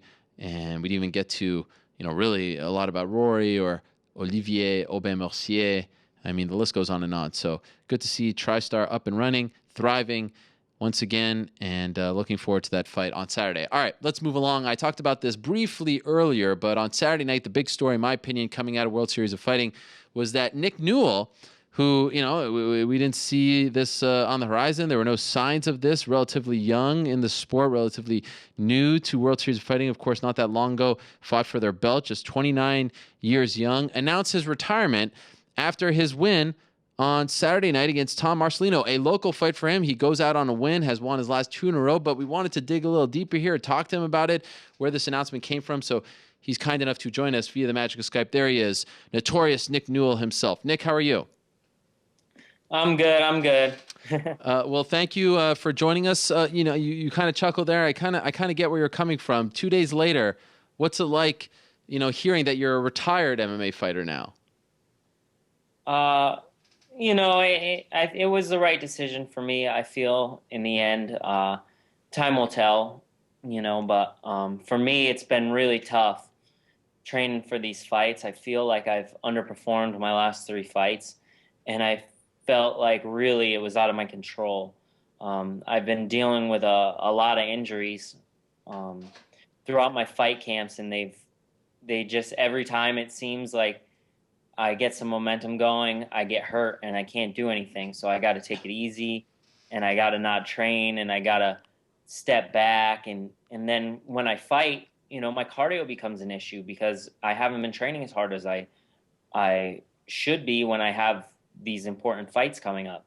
And it just seems like I have a bunch of things that keep coming back, even if I take care of them proper. And it's just a little overwhelming for me. So, I don't want to treat my fans or anyone that likes me to a watered down version of me. I want the best version of me possible.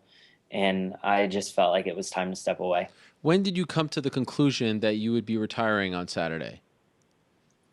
I've been thinking about it for a while, especially right before my title fight. I dealt with a lot, and I pushed through it, and I was fine. I thought it would be a one-time thing, and then it happened again my fight after that, and then it happened again this time. And really, for this fight, I only got to train for like a week and a half, 2 weeks for it, because I completely hurt my back. I couldn't even move. I looked like a 90-year-old man walking around. But I really wanted to do this fight, and I really thought that I would be able to perform, and my performance was not to my standards. It's not the type of performance that I would want people to remember me for, and it's not the type of performance that I have shown in the past that I'm capable of much better.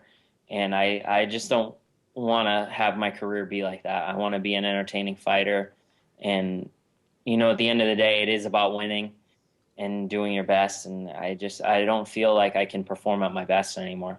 Is it possible after 2 years, you heal up, you don't go through a rigorous training camp, a fight, you feel back to your old self? Do you think there's a chance that you will change your mind and come out of retirement? I never say never, because you don't know. Only time will tell. But for now, I have a bunch of things that I need to take care of to set up for my future, and things that I need to do to make sure that as I get older, I'm financially set, and a bunch of things that I just need to work on first. And I need to see how my body heals. I need to see how I can handle training, and I need to see stuff like that. But I have a lot on my plate right now, and a lot of things I want to get accomplished outside of fighting. And I was going to do those at a later date and wait and keep pushing it back for fighting. And really, my body's not agreeing with me, and I just want to listen to it. I don't want to be that guy that goes out there and fights and gets his ass kicked by someone that shouldn't be beating him up just because I want to collect a paycheck. What are some of those things at the top of your list that you want to accomplish now? 1 second, my computer randomly kicked off the video. Oh, can you still hear me? Okay, wait. Yeah, I can hear you. I want to open up my own gym. I've been thinking about, and just a few other little business projects. World Series of Fighting has been great to me. So I have nothing really bad to say about them. They take good care of me, and maybe they'll have something for me to do on the side, behind the scenes. But for now, I don't feel like I can make it through a full training camp anymore. Did you tell Ali or Ray Sefo, any of the guys at World Series of Fighting, that you were going to announce this after the fight? No, I did not. I didn't tell them because I didn't want it to be a thing. I didn't want it to be like, oh, this is Nick. Oh, I didn't want my opponent to know it either.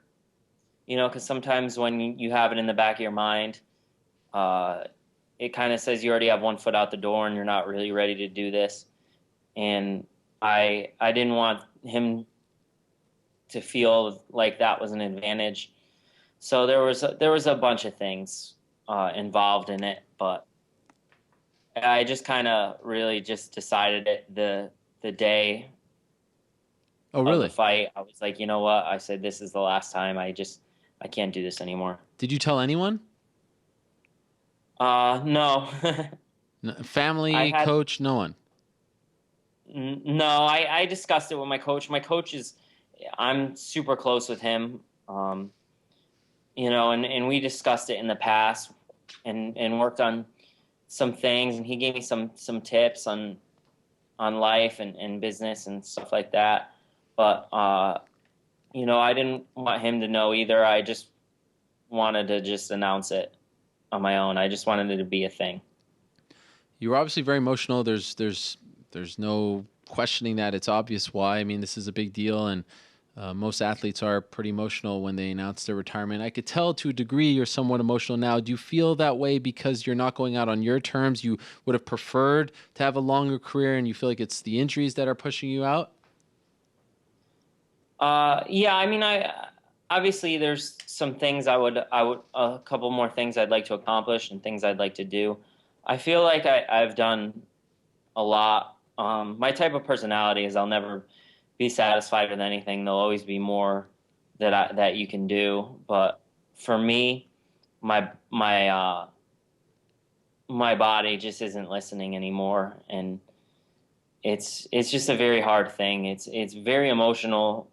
These past couple fights, going through and doing it, and I mean, if you watch a fight, you could see I got tired in the third round, and I got tired in the third round in the fight before that, and I got tired in the second round against Gagey, and it's like that's not how I am. I've always been a guy with good cardio, and I've been finishing these fights in the first round before this. Because I've had such great cardio that I can push a pace like that for the entire fight. So I would be a quick starter. I'd start super fast and be able to take these guys out real fast. And I just can't do that anymore because I can't train like that. And I feel like I'm not the same, savage young kid. I know I'm only 29, but I've been going since I was 14 years old. I started wrestling. I never stopped. Summer, while everyone was hanging out, I was training. I'm always training. I'm always working to get better. I've never been the kid that is a natural at anything. So really, I need to step back, and I need to just take some time for me. And I feel like it's time for me to start working on some other things and just step away from the sport. How much we've talked about this in the past, the fact that you never got that opportunity, even though you thought you deserved it, and many people as well, to fight in the UFC. How much did that dream keep you going, and how much does it bother you that you walk away now with never getting that opportunity? For a while that really was what I wanted, and I thought that was what I needed to justify a good career, is to get in there, but really, I don't need anyone to say whether I'm good enough or not. I know I'm good enough. I know that I could beat most of the guys in there. And if they didn't want me, they didn't want me. I'm not going to resent that. That's going to be the least of my worries or things that I think about in retirement. They had a chance, and World Series took me, and they took good care of me. So I'm fine with them. I'm not going to beg anyone to hire me or have me fight for them. World Series gave me a chance. I went 4-1 in their organization. They're one of the biggest organizations in the world, and I'm okay with fighting for them. What was going through your mind mentally once you made that decision going into the fight? You're in your home state. You have a lot of friends and family in attendance. You know in the back of your mind, this could be your last fight. There's some pressure involved there. Like, how were you a nervous wreck before the fight? Were you calm? Take us inside your mind. I was. My mind was racing. There was definitely a lot on my mind during that fight. You know, I have an excellent coach, Jeremy Lebashevsky at Fighting Arts Academy. It's a smaller team, but we have a lot of good guys, a lot of really talented guys at that gym, and I'm the center of attention, you know, when I have a fight camp, and I really like that, and I really owe my career to this man and everything I've accomplished. And we came up with this good game plan, and I've always been like a guy that listens to him, and it was to just kind of do a slower pace and pick my shots and be technical and striking. But I just got nervous, and I was like, this is my last fight, and I just wanted to win. So I turned it more into a wrestling match and kind of held top position. And it's not something I'm proud of. You know, I definitely won the fight. There's no question about that. But was it something that I even am ever going to watch? No, I'll never even watch it, because I'm just not happy with my performance. And if I'm going to do that and I'm not happy with my last couple of performances, I just think it's time. It's just time. What was going on between you and him? I was told from someone in attendance that in your post-fight interview, he was doing push-ups behind you. I did not see this, so I don't know if it's 100% accurate. But what was it? Felt like afterwards there was some bad blood there. What was going on? Well, you know, I didn't really hurt him that badly. You know, I caught him with a good elbow, and I controlled him pretty much the entire fight with takedowns, and I 100% won the fight. It's not even a question. Everyone in attendance, every website said I won, but somehow he thought he did, which is crazy because he did absolutely nothing to me. So I said, hey, man, I said, good fight. You know, wasn't the greatest fight I've ever had, but, you know, I appreciate you bringing it, and you know, I wish we could have hurt each other a little more, but that's not the way it happened. And he's like, you know, you lost. And I was like, no, actually, I know I won because they raised my hand, so I definitely won, and you definitely lost. So that's that. And he said, no, you lost. I said, get out of my face, bro. So then they went to do the interview, and I was talking to Joey, and he starts doing push-ups behind me, and so I called him a jabroni, and then I announced my retirement. But, you know, afterwards he sent me a message online, and he apologized for it. And, you know, emotions are a thing that you really get caught up in them and in a fight. So I don't hold any ill will towards him, and you know, it was kind of funny more than anything else. I don't really get insulted, and nothing really bothers me that much. So respect to him. You know, he was I think an underdog in this fight, and he did a pretty good job, I thought. So props to him, and I wish him nothing but the best. But it was a little weird that he was doing push-ups behind me, right, when I was trying to talk. So maybe this answer will change in a few years, but I'm wondering now, when Nick Newell reflects on his career, what was the best moment? What was the high point? You felt the best about yourself, your fighting. You weren't, you know, you couldn't have been any happier. Is there anything that comes to mind? Well, you know, my biggest moment probably was winning the XFC title. That was pretty cool. I was a big underdog at the time. Eric Reynolds beat a bunch of good fighters. He was on a hot streak, and it was just kind of cool. The environment and everything was super cool. I really like that. I really like my first hometown fight, which was my last one, versus Joe Condon. The experience was really cool, and the crowd was really live, and I didn't know that many people from Connecticut really appreciated what I did and supported me. So that was awesome. And then there was like a lot of little things, like my pro debut, all my friends that came out, all the way up in Plymouth. I live in Southern Connecticut, so it was about like a 4-hour drive. So it's just cool seeing how my friends and family supported me. And then, you know, all the people I meet through the internet that have been able to encourage me and support me, and the kids I've gotten to speak to that have one hand or people that have cerebral palsy a lot reach out to me, and people reach out to me and ask me for advice. I give them advice. I've helped kids learn how to tie their shoes and do stuff like that. So it feels good to give back. And if I wasn't beating people up, I wouldn't have been able to do stuff like that. It's kind of weird how the world works. I hurt people in the cage, but then I help people as soon as I get out of it. So that's a very rewarding spot. There's just so many things.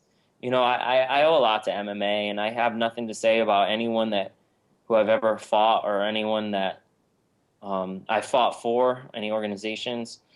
I'm just very grateful. I like to call you Mr. Must See TV because it's always so amazing watching you fight. Inspiring is probably the better word. Even I was watching on Saturday with my wife, and she does not like MMA, but she watched every second of your fight because you must watch when Nick Newell is watching. And of course, you mentioned being an inspiration for younger kids. And I'm wondering if you're okay with that kind of legacy. If at the end of the day, people say that Nick Newell was the congenital amputee who fought and had I believe it was a 13-1 record and fought for a belt and won a belt in another organization. Are you okay with that being your legacy? Sort of to a degree the way people talk about Jim Abbott.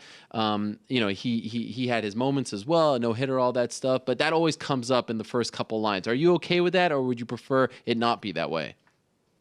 Do I have a choice? In a perfect world. The world's as perfect as it can get. Sure. This is the way the world is, and I think overall I'll be remembered as a good fighter. Mm-hmm. And it's a part of who I am. It's not who I am, but it's a part of it, and it's a big part, and it makes me stand out. And if that's how I'm going to be remembered, that's how I'm going to be remembered. And when I started fighting, I kind of figured that that's how I'd be remembered, but it wasn't why I did it. I don't go out. I've never gone out to be like, I'm going to show the world. Like, to me, it's not a big deal. Anything's always been capable. Anyone's always been It's always been possible for anyone to do anything if they put their mind to it. So, it's always been nothing to me, and it's something to a lot of people though. So that means a lot to me, that it means a lot to other people that I'm out there doing it with one hand, even though it's not a big deal to me, it is to other people. So it's cool that I can touch people in that way. In the last 36 hours or so, have you received a lot of messages? When these things happen, when someone retires, people feel the need, or it leads to people telling you when they weren't telling you beforehand what you meant to them, the kind of inspiration you were to them. Have you received things like that in the last 36 hours? Yeah, it was really cool. A lot of the messages and stuff I got from people. I don't know how to turn the vibrate feature off of my phone. I know how to put it on silent, but it's like shaking the whole time.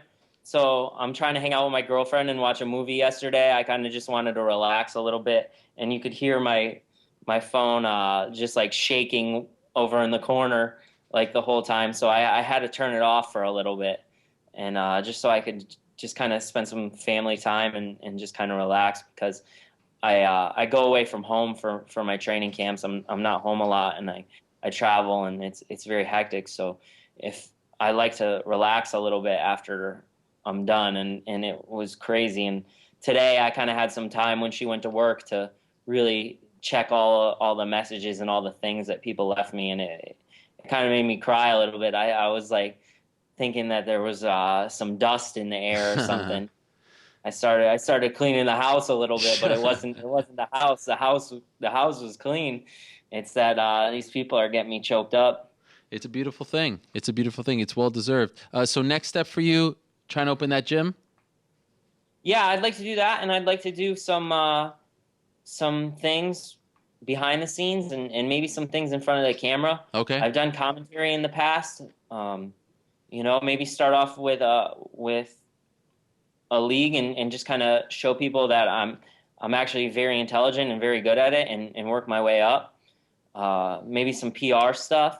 I don't know. I got to see what kind of opportunities are open and what kind of positions people would be comfortable putting me in. But I'm the type of person that whenever I do something, I'm gung-ho, and I really take it super serious, and hit the ground running. So we'll see. Only time will tell. I fought on Saturday. It's Monday. Sure. So, I really haven't been searching too much for anything. I go on vacation on Thursday for like 10 days. Nice. So when I get back from there, I'm going to start from there and just kind of see what I can get and what I can do and work on, doing my own thing and just setting myself up financially for my future.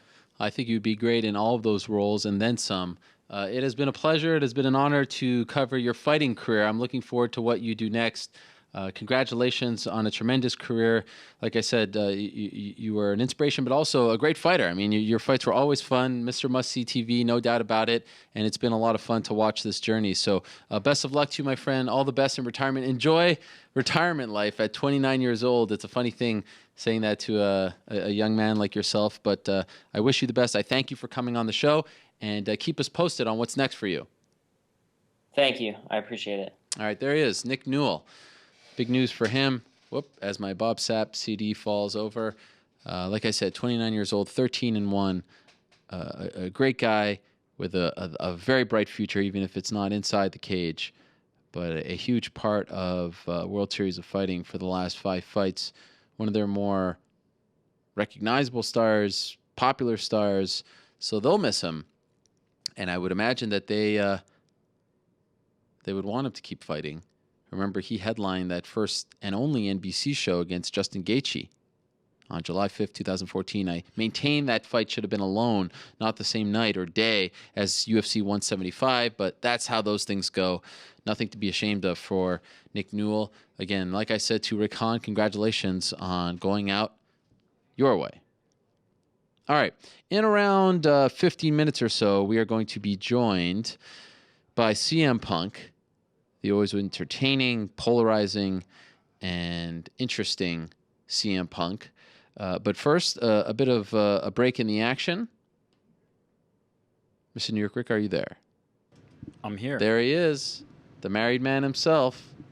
Had the pleasure of attending Mr. New York Rick's wedding on Saturday afternoon with my wife, and what an experience that was. First of all, I don't know if you know this, first day wedding for me. Interesting. Yeah. So that was fun. I enjoyed it because I don't like to stay up late, so I didn't have to worry about getting home late. You know what? I knew this, and I planned that specifically for you. I appreciate it. You're a mensch. But I had the opportunity of meeting New York Rick's mother and father, and what amazing people, lovely people. I can't say enough good things. First, I met his mother, and unbeknownst to me, she actually watches the show quite regularly while she plays a game named Mahjong. Mahjong. How do you pronounce it? Mahjong. Mahjong. It's a tile game. A tile game.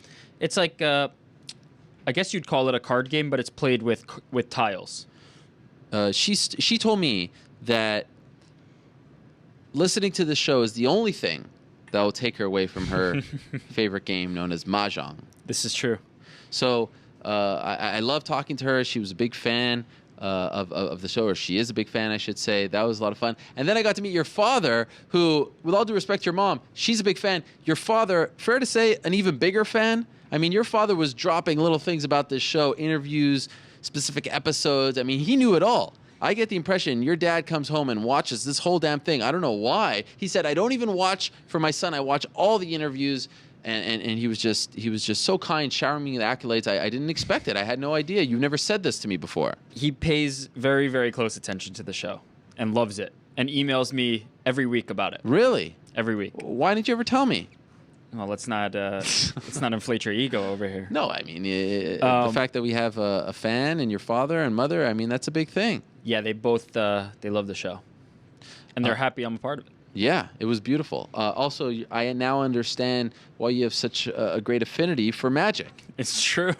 I love magic, and it comes from Papa Jackman.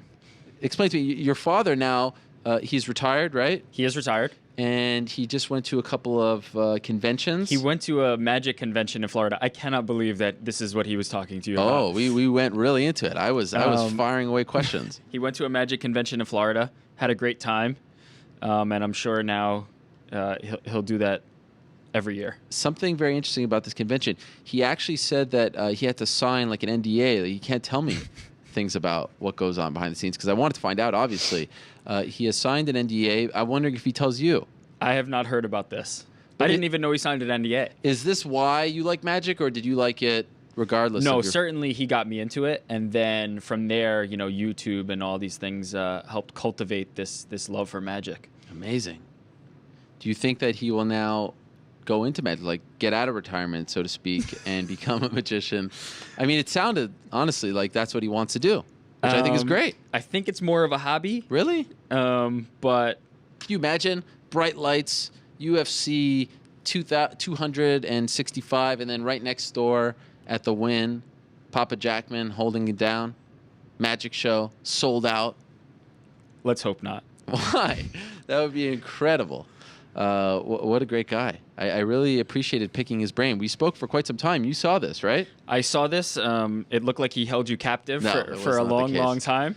But he's very enthusiastic, and he loves me, and he loves the show. Sure. So I'm glad you got to meet him. It was very nice. It was great. It was an honor to meet both your mother and father. Also, you had a friend of yours officiate your wedding. I did. Who claimed that he was given the call 4 days ago, but he embellished a little bit. Embellished. I told him a month ago. A month ago, which seems a little bit weird since you've been engaged for what?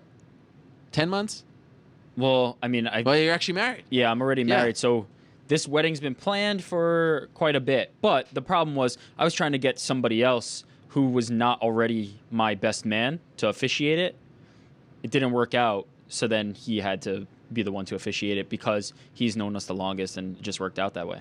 So not only that, he also delivered a speech. He gave the best man speech, yep. And in this speech, he gave you an Anderson Varejao Cleveland Cavaliers baby onesie. He did.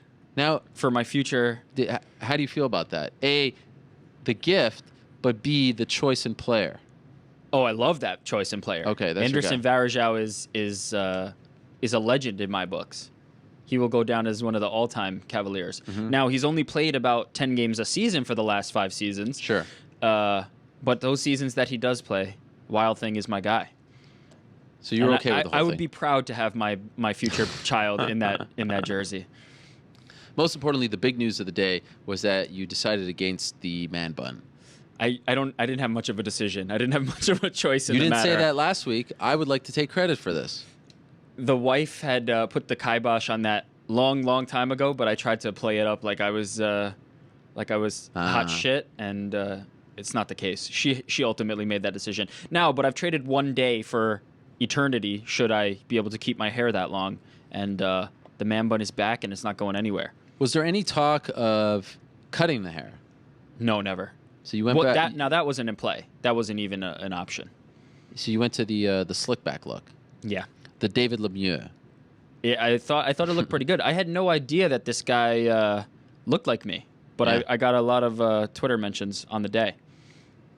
Well, it looked good. It was long. Wow. It is long, yeah. Well, yeah. I mean, it can't really tell here, but it looked very long. Slick back. You look like a young Pat Riley up there. Now, are we going to talk about my beautiful bride, or? Well, yes. I was getting to all of that. I mean, I was just kind of giving my perspective on the ins and outs of the wedding. But of course, your beautiful bride. Now, Holly is her name. Will her last name be Jackman, or are we going new age here? She's hyphenated, so she's taking it. Oh, really? Interesting. Yeah. Has that been done? It's done. Official. She was radiant. She really commanded the room. You were kind of just more like, wallpaper. But all eyes. I will say this, if I can offer a critique. Can I offer a critique? Absolutely. I felt, and I noted this to my wife, you had the relationship with the best man who officiated the wedding. Yep. But he also knows your wife, of course. He does. I felt like he was focusing too much on you. I wanted to hear more on her. You can never focus too much on me. It felt like it was a little too much. This is supposed to be, at the end of the day, your wife's day. It's all about her. She is the star of the show. She's the princess, whatever. A lot of the talk was about you. And I don't know if this is something that you guys, cooked up in the back. It just felt... Was there any talk of that afterwards? You are not the only one to have said this. Oh, interesting. Okay. But if you knew him, anybody who knows him, who was there... that speech was very much what it was going to be. There was not going to be much about the two of us. More importantly, or at least her, can you tell us some stories about her? I will say her sister knocked it out of the park. I agree. That might have been the closest I got to tearing up that whole time. Just the sister? Well, she said something to the effect of, this is a ceremony, but you've been, our nice. family for a long time. It touched me a little bit. That was very nice. And by the way, what's your friend's name, the one who was officiating? Garrick. Garrick. It even dropped the word defecating in his speech, which I believe is the first time while eating, that someone mentions the word defecating in the middle of a wedding speech. Uniquely Garrick. Yes. So your wife had no problem with it being slanted towards you? I mean, we didn't have a fight about it afterwards. I think it was okay. She didn't say to him, and what? In hindsight, if we do this again, can you mention me at least once? Remember that she also knows him very, very well, sure. And she wouldn't have expected anything else. She co-signed him saying the speech. She did, delivering it and officiating. That's it. And you've never actually told the story about me being responsible for this whole shindig. I feel like I might have right at the show after I got engaged. I think really? I think I told this, but. You were in the car. You told me you don't really believe in this sort of thing. And I said, that's ludicrous, correct? Correct. I still, to be honest, I still don't. Don't say that now. The ceremony was fantastic. I had a great time. I'm glad I could share it with my friends and family. But again, we were already married. And even before that, to me, I've been together with my now wife for so long. Sure. It was kind of academic at that point. You would have been okay without it? No different to me, really. Right. I love her. I want to be with her. It doesn't really matter if there's a ring involved or legal status involved. Doesn't matter. But all that being said, after our conversation in your car, you did go home and pop the question. I didn't even wait till I got home. Oh, you hopped did it on the phone. Hopped on the phone and did it. What a romantic. Any truth to the rumor that Bellator sponsored your after party? That is false. Why did I say that? It was Dave & Buster's that sponsored my after. No, Dave & Buster's did not sponsor my after party, but we did go to Dave & Buster's after, and I may or may not have done very well at the Pop-A-Shot and got a lot of tickets for us. I've actually, believe it or not, never been to a Dave & Buster's, a D&B. Eat, drink, play, bro. You got to go. Did you really win a lot? Yeah, we got some good tickets. What does the tickets get you? Oh man, you could trade it in for all kinds of prizes, but what'd you get? We're saving them. We've been saving them for years. This is a thing between my wife and I. You're saving them. We've got tons of tickets that we're one day going to eventually, trade in for whatever the biggest prize is, and we will have spent 17 times the ticket value of that thing. How many tickets do you think you guys have now? This is a very bizarre thing. In the hundreds of thousands. What? Oh yeah. How often do you go to Dave & Buster's? Maybe once a month. You're kidding. No, yeah, Where? for sure. There's one in Long Island near the wedding venue. So you're like, honey, we're going to Dave & Buster's. Oh, she loves it. I love it. It's a good time. That is bizarre. How's the food? Don't eat it. What? You just go to play? Oh, only for the games. I don't eat the food. Where did you eat? We went to Buffalo Wild Wings after. Look at you. You're going to all the MMA sponsors. Yeah, we were trying to watch the Triple G fight, but nobody in Long Island was showing it. They were complaining about the HBO pay-per-view prices, and especially with a Mets playoff game, why pay the money? That's true. But I was So if I walked into your house right now, you would have hundreds of thousands of tickets from Dave & Buster's. Well, they're on a card. They put them onto a card. Oh. At the end. I don't have physical tickets in my house. That'd be incredible. Imagine we walk into your house and it's just a complete mess. Your hamsters are pooping all over these tickets. In fact, they've done away with tickets completely. You don't even get the tickets out of the machine anymore. You just slide your card. It's really disappointing. I'm disappointed, Dave & Buster's. What's the point? It doesn't have the same feel. I like to be swimming in the tickets and then bring them up to the counter and then get my little card. What was the best part of the whole day? I really enjoyed the ceremony itself, exchanging vows with my wife, because her speech. I felt like I told her what I wanted to tell her. I feel like her speech was very much what she wanted to say and very much in line with how she is. And I was happy to have everybody there to witness it. Would it have been poor form if I periscoped it? I thought about doing that. No, I would have been okay with it. I mean, as you could tell that our wedding wasn't, the most traditional and didn't have the kind of structure and flow that, everybody else's would have had. So I wouldn't have been too mad about it. I'm kidding. I've never done Periscope. So that the limitation there is your own. I don't know. It just, come on. I actually thought I did tweet out a picture or two. I appreciate that. You did, because I wasn't sure. I didn't know if it was a breach of privacy.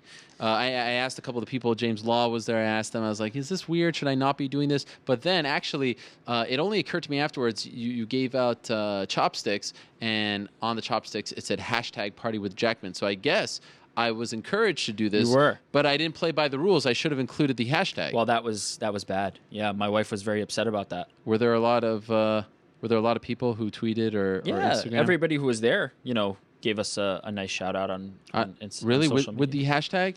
Most people, yeah. Damn it. Those chopsticks were, there for a reason. They were. All right, let me work on. Well, now that we cleared all that up, well, again, congratulations to both of you. Thank you for having us. Thank you. It was great to be there and celebrate. Most importantly, it was great to meet your lovely parents. I have no idea how they produced you, but kudos to them.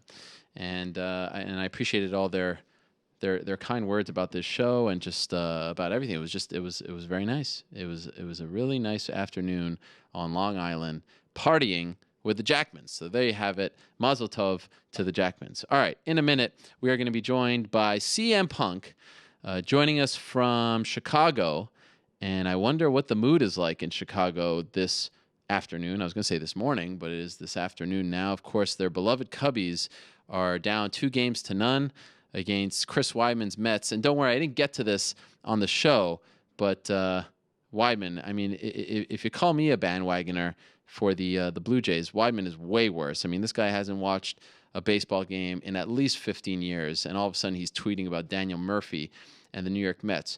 CM Punk, not a bandwagoner. He's been driving that train for a very long time. So let me ask him directly. Mr. Punk, what is the mood like this afternoon in Chicago as the beloved Cubbies are down 2-0? Oh, I'm the biggest bandwagoner fan there is. There's absolutely no visual, audio, or any other kind of history that depicts me being a fan of either the Blackhawks or the Chicago Cubs anywhere. At least that's what I read on the internet, so it must be true. What is going on with you and the internet, by the way? Can we just address this? What is happening here? I have no idea. I'm minding my own business. I got some fake ice for my fake shoulder injury right now. My dog is trying to eat a cookie that he's not allowed to have, and life is good. We will get to that in a second, but I thought I had it bad, and then you like retweet one thing or say one mention, and I mean, the worst kinds of humans pop up on my timeline. I'm like, where are these people coming from? Oh, that's right. You just retweeted something or mentioned me. How do you stomach it? Well, what's the point? You stomach it by not reading it. Okay. That's what you do. Otherwise you'll just go fucking insane. It's a cesspool of humanity, Do you even read your mentions anymore? No, I do occasionally. Always confused. I think it lies in with the confusion of I don't understand the idea of saying something nasty to me, getting called out for a personal attack, and then me defending myself, and then it's somehow. I mean, I guess everybody wants to be Twitter famous, so I've played into their hands, and I've given them their 5 minutes of Twitter fame, and I guess that's what they were looking for. Sometimes I don't do it. Sometimes I do. I don't lose sleep over it either way. Yeah, it is a crazy thing. You just Google your name, and like the top articles are about your Twitter activity. It's a bizarre thing. Strange, right? Yeah. Must be a slow news day. Okay, so let's talk about you. You mentioned the shoulder. Around 11 days or so, ESPN reported after speaking to Duke Rufus, your coach, that you had suffered a shoulder injury. We have not heard from you. So what's the status of this injury? Well, I dodged a bullet. The doctor on the MRI said that nothing was torn. We were originally concerned that it was labrum or rotator cuff, and that's not the case. I might have slightly tore something. Unfortunately, MRIs aren't 100% conclusive, is what the doctor says to me, which is probably the worst thing you can say to me, because now I'm all fucking paranoid that something is torn and this isn't getting any better, because it's been really, really frustrating. But I take it day to day. I find other stuff to do with my time, and I bust my ass and try to get back to 100% so I can continue training. How long ago did it happen? August, like end of August. Oh, wow. So it's been quite some time. Yeah. Is it feeling better? It's exponentially better from when I did it. Yeah. I'm still dealing with some pain. My range of motion is back once it's warmed up and working. My strength, I wouldn't say is 100% back, but it's getting there. Yeah, it's a ton better than what it was. What led to the injury? I was sparring. We were on the ground. Guy had his hooks, had my back, and I ditched his right hook, and I turned to get on top, and I had all my weight on my elbow on the mat, and thing just popped. It was like one of those pops where like everybody in the room just kind of stops and looks. Oh, man. Yeah, that was me. So, but I finished the round. I sparred another round after that, and then finished the workout, and then mopped the floors like I always do. Because I honestly, in my gut, I was like, that didn't sound good. This is gonna need a surgery. And then I got pretty depressed, waiting for the MRI, and thankfully the MRI said that nothing was torn. So it's just one of those things, It's just another hurdle. That's the way I look at it. When you say you got pretty depressed, I mean, did it make you reconsider this whole venture, this whole thing that you're on, this ride, this journey that you're on to get to your UFC fight? No, but when you want to do something and you want to do it badly, so bad you can taste it, so to speak, that, anything that kind of prevents you from being able to do it. Like, I'd be fine if I could train, if I could do something, but just kind of sitting around waiting for that MRI that week was pretty miserable, I mean, riding a bike hurt, you know what I mean? Jumping rope hurt, but it's a lot better now. I bike a lot. So are you in Milwaukee? Like, are you still going to the gym while, I know you can't use that part of your body, but are you still around the team, or are you taking a break from that? No, I came home. I've been sitting in Chicago. Okay. That's a bummer. It is a bummer. The whole thing's a bummer. You always said that you were ready whenever you're going to leave it up to your coaches, and Duke has implied that, he wants a year at least with you to get you ready for whenever your debut will be. Do you have any idea if this significantly delays things for you? No, that's a question you're going to have to ask Duke. I'm the one that ran my mouth and was like, I hope I fight by the end of the year, and obviously everybody twists and and contorts everything that you say. And for some reason, a lot of people thought that meant that I was fighting by the end of the year. No, it's just I'm an ambitious fellow, I don't know if that delays me. That's another question for Duke. I think it's going to be a matter of when it lines up best for the UFC and for my timeline. But we'll find out in January. Hopefully, maybe we can get like an estimation. As far as how comfortable he feels with you making your debut, right? Now you're assuming, or you're expecting that the shoulder will be back to normal by January, right? Oh yeah, for sure. Okay. I mean, I was actually going to go back up and start training this week, but I'm still dealing with so much pain in the damn thing that like now I'm paranoid that I'm going to start back too early and re-injure it, and that's the last thing I want to do. So I'm really trying to be level-headed about it. Not just full steam ahead working through injuries is kind of a new thing for me. So I have to cool my jets a little bit. In a perfect world, do you kind of wish that there was never the announcement and that you could have just been training, people leave you alone, and then when you were ready to fight, then make the announcement and then go into like a real camp for a fight and then fight 3-4 months later? Would you have done it the opposite in a way? Yes, in some days I wish that, but it also wasn't my call. You know what I mean? Right. Like I wasn't the one that called them; they called me. I suggested, hey, why don't we wait until we're ready to fight? And they're just like, no, fuck it, we're gonna do it right now. And I said, all right. Like, some days are better than others, mentally for me. And I think, man, yeah, it would have been better if we waited. Other days, I don't think about it. Do you wish this news never came out?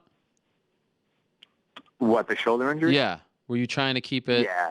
Yeah. Yeah, I was. I don't like talking, or whatever happens in the gym stays in the gym. I don't like talking about it. Did you tell Duke that? Yeah, we talked. And it's mostly because I deal with enough shit. The last thing I need is some phony journalist being like, oh, he's fake injured, he's never gonna fight. It's like, fuck off, pal. Like, who told you it was okay to write a book? Who made you a journalist? Like, I don't know why people are so concerned about what the fuck I'm doing. If you don't like a book somebody wrote, don't read it. If you don't like a TV show somebody's on, don't watch it. If you're mad that somebody's remaking Big Trouble in Little China and it's your favorite movie, guess what? Don't watch the remake. Right. You don't want to watch me fight? Don't watch me fight. It's a funny thing because in July when we spoke in Chicago, it felt like, all right, we were kind of at the halfway point. People were rooting for you and things like that. And now slowly, and it's a very, very vocal minority, so I don't want to put too much stock into them, but it's like almost people are now doubting whether or not, and we've always said, or at least I've always heard from Duke in particular, that it was going to be at least a year before, he really said, okay, let's go. Why do you think all of a sudden it feels like people are starting to doubt whether or not you had any intention of fighting? Well, I mean, we made the announcement, 10 months ago? Yeah. Obviously, I should have fought by now. I think it has a lot to do with impulsive people. They have short attention spans. It's nice. That means they want to see you fight. As much as they pretend, oh, this is terrible for the sport, and we hate him, and we're not going to support it. They're going to watch it, and they want to watch it. And that's the funny thing about it. Is it's like we got them, and they can say it's a PR stunt, and they can say whatever. But I know. Hang on one second. No problem. Sorry, that was my timer on my phone for my ice. I don't know if you heard that or not. Did you hear I did not. No, I did not. I thought it was your dog. Okay, never mind. Trying to. No, it started buzzing and freaking out. I know I'm going to get my day in the octagon, and I'm going to have fun doing it. So I just try to ignore all the silliness. Some days it gets to me, and I don't ignore it, and then I remember, oh yeah, that's why you do ignore it, because you fed the troll. Don't feed the troll, Phil. And then I get back on with my life. Have you heard from the UFC? Do they check in on you, or do they just leave you alone at this point? Well, I kind of assumed it right from the beginning because doctors and MRIs were involved that Dana and Lorenzo knew, but apparently they didn't. Once Duke did the interview, I got a call from Dana and Lorenzo, and they were just concerned. They were just like, "Hey, man, you okay? What's going on? How's everybody? How's the family? How's Larry?" Did they really ask how's Larry? Yeah, absolutely. Everybody loves Larry. Of course. You'll appreciate, by the way, the picture of you that we have saying that you're on the phone is you and Larry. So I thought that was important. Did we lose you? I think we did. Maybe it was Larry once again. Remember when I was in Chicago interviewing Punk in July, Larry was jumping all over me. It was great. I was very sweaty that day, and he was licking my feet. It was more my arms, actually, he was licking, if I recall. He was the unintentional star of that sit-down interview with CM Punk. But look, I mean, I don't know how many times it is true. If you go back and look at all the interviews, you never said, "Are you there? Did we lose you?" I'm back. Yeah. Sorry. So what did they say? Did they say like come? Oh, anyway, I wanted to tell you that the picture that we have on the screen saying that you're on the phone is you and the often imitated, never duplicated Larry there. So I thought you would appreciate that. Oh, lovely. Did they say they want you to come to Vegas or to check you out, or are they confident that you're doing everything that you need to do? No, I explained to them the situation. They said, man, that really sucks. Get better soon, but take time, go at your own pace. And I'm doing that. Are you going stir crazy at this point?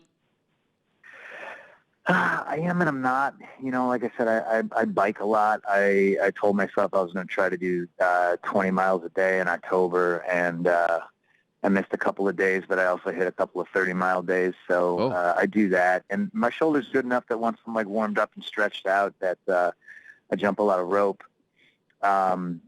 I'm just nervous about like the grappling. I'm pretty sure. I think maybe striking might be okay. I'm going to start kind of light hitting a heavy bag here in a couple of days. See how I feel.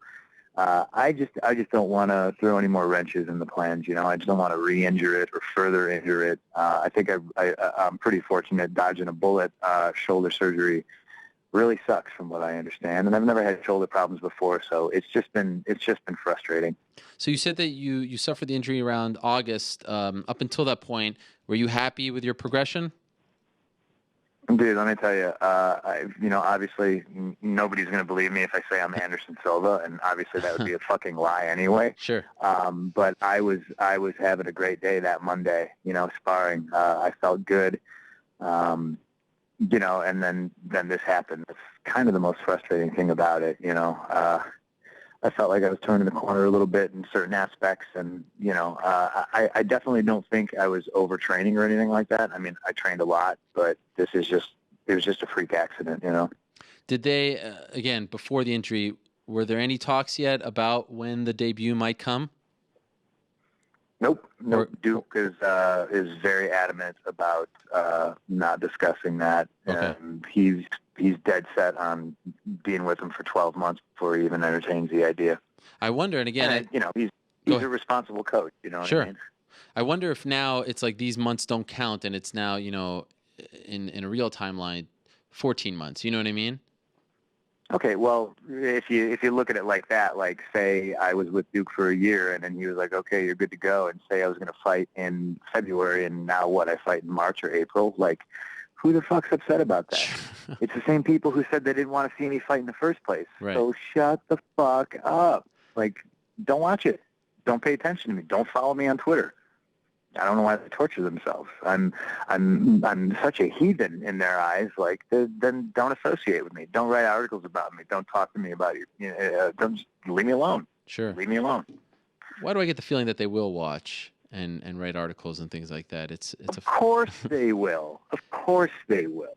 That's my whole point. The same people who complained that I was going to come on here. What's he going to talk about? There's nothing to talk about. All right, but these are the same people who have asked me 6,000 times to be on their podcast, and I decline because I don't want to be on their podcast. When you're a friend of mine, you asked me to come on, obviously, let's chat. And there's plenty to talk about. Cubs, Blue Jays, Blackhawks, my shitty shoulder, Larry, everything. We talk about everything. By the way, when you announced that you were going to fight, you received messages and invitations from all kinds of people. When this news came out about the injury, did anyone reach out to you and say, I've dealt with the same thing, this is what you do? Anyone from the team? Has anyone really gone above and beyond for you?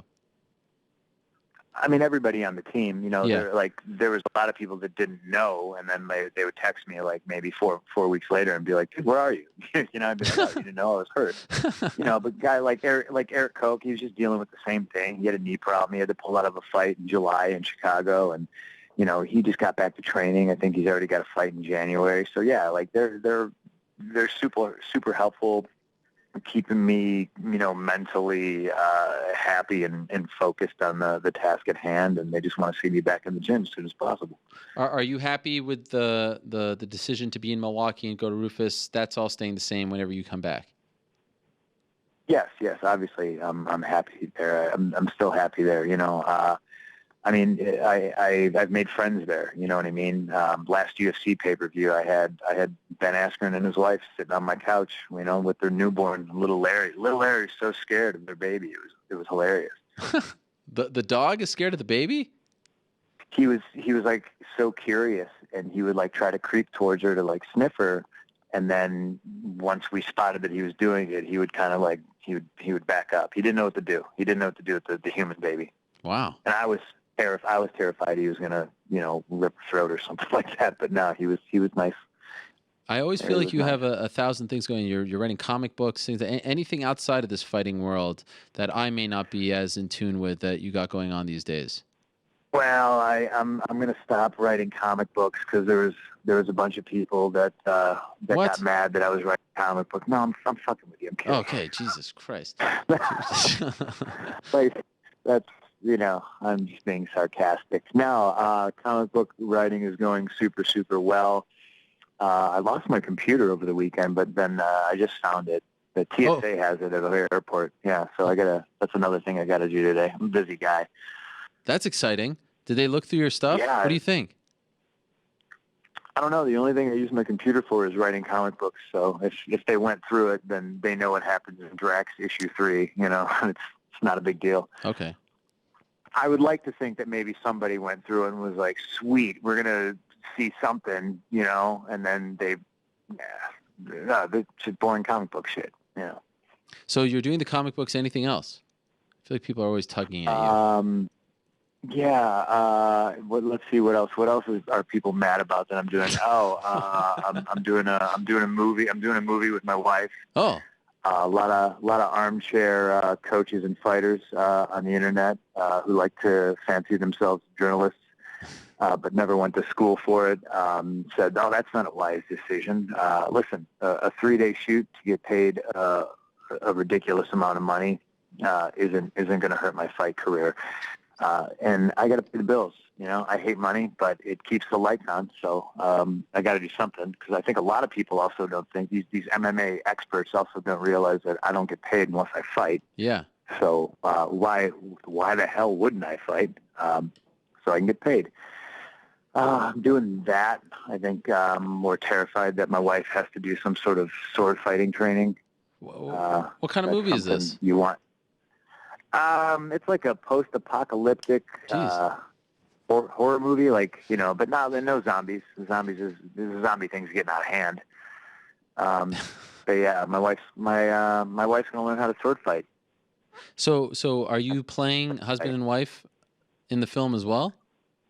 No. I'm pretty sure she's the Laura Croft-esque badass, and I'm the bad guy that pretty much brings the monsters to these poor helpless people. I could see it now. Troll Hunter, starring CM Punk and his wife. Troll Hunter's a great movie. Have you ever seen that? No, it's a real movie? Troll Hunter, yeah, it's a great movie. It's like was it made in Sweden? Maybe. Oh man, it's fantastic. Stole my idea. Yeah, check it out. It's a great movie. Your wife is doing a lot of acting. I saw her on a Madden. The weirdest, I don't even know what to call it. It was like a mini movie, but a commercial. It was the weirdest thing in the world, with dinosaurs and all kinds of crazy things. I thought that commercial was great. It was great. Right in, didn't she? I'm not saying it was bad. It was a bit off the beaten path, if you know what I'm saying. Oh, but man, you know what? All the commercial actors, like, she's been getting a lot of grief from commercial actors because they were like, "You've never done a commercial before. How dare you? You're not allowed to do commercials." It got hairy for a while. Really? What is this? I feel like we need to take a break from all of this. Why subject yourself to this? It bothers me. Are you messing with me now again? Yes. Oh. Yes, I am. You're too naive. I guess I am. You're too naive. Oh gosh. It was an onslaught this morning. I was like, what is going on? Why is this happening? Why is there so much hatred out there? Tough guys. They know where I train. They can show up. Yes. What's going on with the Blue Jays, man? Well, no. Hey, listen. Don't turn the tables on me. I want to talk to you. The most recent thing. the most recent thing is that your beloved Cubs. You dodged the question at the top. Are down 2-0 going home. So much like my Jays, who play tonight, by the way, and I expect them to win. But what's going on? I mean, I feel like at least the Jays were winning in Game 2. The Cubs have really not shown up thus far. Is it all going to their head? What's happening? No, I don't think it's going to their head. I think the Mets are just a super fantastic team. You know, I feel like it's unfortunate that so many great teams are already out. You know, Cubs in any other division would have won their division. They beat the Pirates in a wild card, great game. They beat the Cardinals, who had the best record in baseball. So, I mean, saying the Cubs suck is a little bit ridiculous. You know? I didn't say and that. I didn't say that.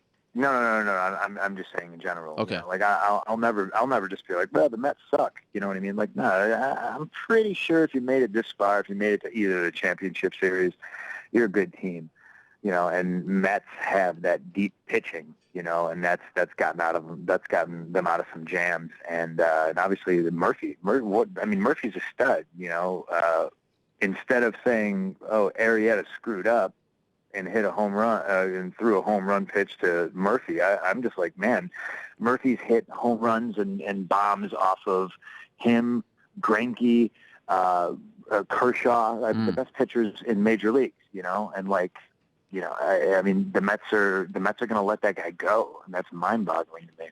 Well, I feel like he's playing into an amazing contract, but what I'm wondering is now, I'm assuming you're going to be at Game 3, right? Yes. All throughout Game 2 yesterday, they kept showing Jerry Seinfeld in the stands, which is a little weird. I feel like Seinfeld is not that kind of guy. Are we going to get some CM Punk cutaways on TBS? I doubt it. I don't got Seinfeld money. Are you kidding me? Where do you sit? What do you mean? No, I'm just saying. Like I got good seats. I just don't. I mean, do you sit in a box or TBS? No, I don't sit in a box. I sit with the people. I sit. Yeah. Yeah. I sit in a box, hide from everybody. It probably would be a good idea. But, I feel like they have good luck when you sing "Take Me Out to the Ball Game." Have they asked you to do it? The playoffs? No, I just did it. I just did it to one of the last games against the Pirates of the season. So I doubt it. I would like to think Eddie Vedder's probably going to sing, but I also like when they do the video board stuff and you get to see Ernie Banks and Harry Carey sing. I think that that's really awesome. Actually, a good question. They do. Was it God Bless America? Yes. Is that, God, I hope they don't do that at Wrigley. That's really going to suck. Oh, and so, nah, you can't mess with, I wonder, back in the day, like with Bartman and stuff when they were in the LCS, what did they do? Because they've been doing the God Bless... Take me out to the ball game. Yeah, I don't know. I don't know. It's a national broadcast, so I don't know. We'll have to see. Even more interesting, what will they do tonight in Toronto? Sing God Bless America. God, would that be great? How awesome would that be? They ain't singing that in the Great White North. It'd be fantastic. It would be hilarious. It would be hilarious. You've been around for a Bulls championship and a Blackhawks championship. Bears made the Super Bowl but didn't win. Would the Cubs winning be greater than all of that? As far as the reaction and all that, or are we overplaying it? The way I always feel about it, I always feel like there's Cubs fans and then there's Wrigley fans. And I think to understand that, you have to know about the area. And there are people who, they don't care about the Cubs. They don't care about baseball. They go out socialize and they go out as an excuse to get drunk. And I feel like those would be the same people that would use the Cubs winning anything as an excuse to, like, commit some sort of horrible property damage, So it's a mixed bag. I kind of worry for the city. Oh. When the Cubs do win the World Series, but they had it pretty much on lockdown. When they beat the Cardinals, there was cops on ATVs, cops on horseback. There was they took care of things pretty well because everybody gets drunk at the game and then filters out and then goes to bars, so it can get pretty hairy. But they took care of it. Last thing, I'm not worried about your shoulder. I'm not worried about whether or not you're going to make your UFC debut. I'm confident in all of that. I'm confident the Cubs are going to win at least a couple of games and make this a series. I am worried, though, about the basement-dwelling Chicago Blackhawks. I mean, what is going on here? 3-3. Basement-dwelling? Well, pretty much. I mean, let's be honest. Listen. This is a team that has played the most hockey over the past 5 years over any other team. Coming in a distant second would be the LA Kings. These guys are probably grizzled, I think they took a little bit extra time off before their training camp started this year, so they're tired. They haven't got their legs under them yet. And plus, a lot of guys got shuffled out and new guys got shuffled in. So there's still guys trying to carve their way onto the roster. We got a bunch of young Russians on the team now. I don't even think Panarin speaks English, which is pretty funny. Speaks hockey though. He's doing awesome so far. So it's way too early in the season to worry. It's hockey. We got like 70, 77, 75 more games to play, something like that. Sounds like a lot of excuses to me. I don't know. It's just because, I got to be honest. Let's see how the Royals do tonight before we talk about Well, it's just weird because I look up at the top, 6-0, best start in franchise history, greatest franchise in the history of sports, Montreal Canadiens. I mean, I just see them all the way up there, and then I see you guys all the way at the bottom. It's weird. It's just weird. It's jarring. That's all. it's not where you start, it's where you finish. And the Hawks have a dynasty. What are the Canadians got? You guys still searching for that drive for 25, baby. 25. Yeah, you're still searching for that 25. Yeah, that's right. Is Subban and Price going to be able to do it for you? Looks good so far. Did you guys add any offense in the offseason? Listen, who's scoring goals? We're doing fine so far. 20 goals for, 7 goals against. That's not bad. When you got and until Kreider bumps into Price again, and then he can't play in the playoffs. Yeah, we'll see. Well, I think it's a nice way to wrap this up. It's not how you start; it's how you finish. And I think that's the lesson of the day. Absolutely. That is the lesson of the day. 100%. I wish you the best, my friend. I obviously expect that shoulder to heal up soon, and looking forward to you getting back on that horse and eventually, of course, that debut. I will not wish you the best of luck, though, because I know you don't need it. But thank you for coming on. I appreciate it greatly. It means a lot to us. I appreciate you clearing the air and the physical therapy, all that stuff. Just a bit of a bump in the road, and looking forward to you getting back in the gym and doing what you set out to do. As am I, my friend. Mazel tov. Thank you. I hope we made some people mad. Yes. Thank you. There he is, CM Punk stopping by from Chicago. Hopefully that cleared some of the air again. I don't understand the criticism. It's a bizarre thing, and I wish people would revert back to our original interviews and just see. I mean, this is a guy who never, he was called to do this, and for some reason he's getting the criticism. And look, they've said it from the beginning. He wasn't going to fight in September, October. January was when they would start considering it. So where that criticism comes from is bizarre. But again, I think it is a vocal minority, and not important for someone in his position to focus on that. All right, we got 11 minutes to go for your questions, so let's get to them rapid fire style. What do we got? Fitch versus Okami. What did you think of the fight? I would not put it on a highlight reel for either man. I think Okami is better served. Look, Fitch, he beat a tough guy, but I think Okami, in my opinion, better served at 185. I thought he was just a little too lean for 170. And Fitch saying afterwards that he anticipated him being a little too powerful, and that wasn't the case. So, maybe he didn't go full throttle. I don't know. I think Fitch versus Shields, believe it or not, is a very interesting fight, a very interesting styles matchup. Fitch versus Okami didn't really get me up in the morning, but Fitch did what he had to do. I'd prefer to see Okami fight at 185. I get why he fights at 170. It's a more interesting division for World Series of Fighting, and he lost to David Branch, of course, but I like him better at 185. UFC Dublin, aside from the main event, which fight or fighter are you looking forward to seeing most? Well, I mean, Paddy Holohan getting the nod in the co-main event is a lot of fun. The reversal of roles in Dublin in July, last July, he set the table. Here he's ending it for SBG. So I like that a lot. How about the return of Reza Madadi? Remember, we had him on this show when he was trying to get back into the UFC. So that's interesting against Norman Park. You know who I'm super interested in? This card has received some flack. And look, it isn't as interesting as the first card in Dublin, at least of this era. I'm not talking about 93. But if you're a fan of European MMA, and again, let's remember it's a Fight Pass card, so you have a level of expectation there. Darren Till fighting, super interesting. Remember, we spoke to him. Love his story as well.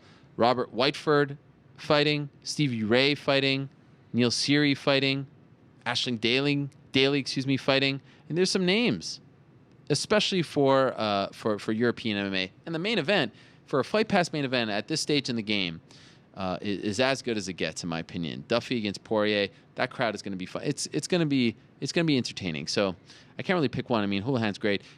Till, Whiteford, Ray, give me all. Rothwell with the Stipe fight not happening. Yeah. And Rothwell is officially off the Dublin card.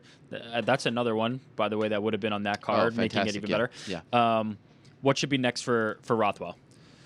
Do they give him Stipe again? Do they reschedule it? Somebody else? What's next? By the way, I don't hate that idea. He said that he was told if a major name in the heavyweight division pulls out of a fight, he'll be the first one they call, and the one that he said, I don't want to hope or pray for anyone to get injured, but if Alistair Overeem pulls out of that JDS fight, he'll be a happy man. He really wants to fight JDS. I don't want them to keep him on the sidelines until that fight is over and then have him fight JDS. Especially, JDS as of late is fighting once a year. So perhaps it's Miocic. Maybe it's Arlovsky at this point, especially when you consider the fact that the title fight isn't even scheduled yet, but we're expecting it, February, March at least. You got to keep him active. So it's a bummer. That was a great fight, an amazing fight for that show. Unfortunately, Miocic suffered the injury, a back injury, I was told. So let's see how quickly. Those things can be a pain in the butt. Let's see how quickly he recovers. I would love to see that fight again. I don't think there's anything wrong with rebooking it. Lots of interesting matchups to end the year. Is there a non-title fight that you're looking forward to? Well, off the top of my head, Romero Jacare is super that. interesting. I know you like that fight. Non-title fight. Nurmagomedov, Ferguson. Ferguson, yeah. Mendez Edgar. We're talking about all that weekend. I think Paige versus Joanne is super interesting. Bigfoot Mark Hunt in Australia is interesting. Dan Henderson again. Oh, you know which one I'm interested in? Patrick Cummins versus Fei Zhao. No. Patrick Cummins versus Glover Teixeira. What am I talking about? That was the one that you just beat Fei Zhao. Yeah, that's a huge test for Patrick Cummins. That's November 7th. The schedule's a little quieter the back half of the year than it was the first half of the year, but those are some that definitely come to mind. And another one that's of interest, Kelvin Gastelum versus Matt Brown. All great fights. Yeah. And then there's obviously the title fights to add on to that. It's going to be a great end of the year. What do you think of the reports of John Jones acing his court-mandated visits, being a positive role model? He did 5 appearances in one day. Is he taking this seriously? Is he coming after DC's belt? I don't know if I've seen any reports of him acing it. If I could be frank and offer some unsolicited advice, I feel like the delivery in all of this hasn't been tremendous in the sense that, like, the first time we saw pictures of John Jones out in the public doing this sort of charitable stuff before even he was in court, the way it was disseminated was through his PR firm, as opposed to, hey, call up the local paper, let them put it out there, and we just sit back and orchestrate it all. That's how these things are done. But it shouldn't come from the PR firm. When he reached his plea deal, the first comment was tweeted via his PR firm. And now I see interviews of, the way that it's being done and the appearances before the plea hearing from the PR firm. I come from the school that the PR firm should be in the background, right? I mean, you work in this field. Right. Essentially what you're saying is you don't want to see how the cake is made. You just want some cake. Exactly. I mean, I feel like that's kind of a no-brainer, right? Yeah. But I think that even, no matter what the delivery method is, we can see that I think he's taking the steps that are necessary to get back in there. Of course, but let's see. I mean, I want to see what he says, leading up to his return. He still hasn't done an interview. So let's see. I mean, yeah, this is all well and good, but this stuff, to a degree, is manufactured. I'm happy that he's out there. He's comfortable putting himself out there. He's interacting, all that stuff. That's great. And it actually seems like he's genuinely enjoying these interactions, which is fantastic. But let's see. This one came later in the show. How would you describe the impact that Newell has had, inspiring individuals like yourself and others? What's amazing. Nick Newell's legacy on MMA? I mean, it's amazing. It's a guy who defied the odds, who was successful. He wasn't just, a story. He actually enjoyed success, only one loss. A guy who put himself in an uncomfortable position. I mean, let's be honest. There's a reason why there aren't a lot of Nick Newells out there. And yet, look how good he did.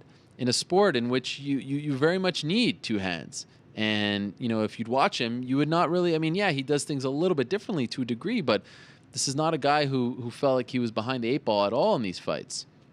So I think he's someone that we'll be talking about for a long time. I hope he sticks in this sport. I hope he gets the jobs that he's talking about. I hope we remember Nick Newell in a sport that sometimes delivers kind of ugly stories and stories that we can be ashamed of. There's nothing bad that anyone can say about Nick Newell. And I wish that there were more people in the sport like Nick Newell. And he is a person that, whether he likes it or not, was able to bring in people who aren't MMA fans. Because, like I said with my wife, you can't help but sit there in awe and admire what this man did. It's an amazing thing. And I wish I had half the guts and bravery that he did. I mean, to put himself in those positions, Nothing short of remarkable. Big fan of his. Last question. Fedor still needs an opponent. Oh, I'm so happy you addressed this. This person suggests Pudzianowski or Marcin Tybura. I imagine that I'm going to have to address this until they announce it, but let's recount the ways. I believe that this individual is actually false in his line of questioning. Remember, I reported Jaydeep Singh. Now, they didn't announce it. Remember, I told you they were upset that it leaked out, and they decided now to build them up. On October 14th, Deep announced that Jaydeep Singh, who prior to this past Saturday was just 1-0 in his MMA career, just had one fight in 2013, was going to fight for the now vacated, all of a sudden, Deep Megaton title. 3 days later, against Carlos Toyota, he won that fight in the second round, won best bout of the night. Saka Kibara was in attendance, appeared to be very impressed with his performance. They put him on their weekly show, their weekly Deep show on YouTube. If you don't recognize what's happening here, I don't know what else to tell you. As of right this second, Jaydeep Singh is the opponent, and they're trying to build him up for the Japanese audience. Who knows what happens between now and December 31st, but they are not in need or searching for an opponent for Fedor Emelianenko. I don't know how many times I could say. I guess my track record doesn't precede me, but as of right this moment, unless something happened in the last 3 hours or so, maybe. But I am staying with this story because I know a lot of people are hoping that I'm wrong. And crazier things have happened if you know anything about Japanese MMA. But there's a reason why a guy with just one fight was put into a title fight 3 days later, and of course won the belt, was given these awards and all this stuff. I mean, come on. Right? Stay woke. Stay woke. That's it. Well said. Wrap it up. All right. You can hit my music. A great show. And there was so much more that we didn't get to. WSOF crowning a new flyweight champion, Vinny Magalhães, getting RKO'd after his fight. How about Ronda Rousey's mom going off on Edmund Tarverdian? I did reach out to both of them, but unfortunately, no dice as of now. Big news, though. Nick Diaz reaching 100,000 signatures. Will the White House respond? We shall see. I hope they do. But that was cool. Big ups to Sean McCorkle for getting that done. Told you we'll mention it every week. It's been over a month since they robbed him of his livelihood in Nevada. Hopefully that gets rectified. Thank you very much to Chris Weidman. Appreciate his time. Congratulations to him. Thank you very much to Michael Lunardelli for stopping by as well from Reebok. All the best to Rick Hawn. Congratulations on a great career. Paddy Holohan, good luck to him on Saturday in Dublin. Yoel Romero, thank you very much to him for coming on to clear the air. Firas Zahabi, good luck to him as he flies to Europe for the first time on Saturday as well. He'll be flying before that, of course. All the best to Nick Newell. Congrats on a great career, and all the best to the great CM Punk as he recovers from a shoulder injury. By the way, Mr. Jackman mentioned to me that all the veterans ever want here in the United States is a thank you. I told them I would thank them for their service on this very show. Thank you to all the great veterans out there for everything they've done for this country. I appreciate you watching the show. If you missed anything, iTunes, Stitcher, all the good stuff. Until then, it will be peace. I'm out of here.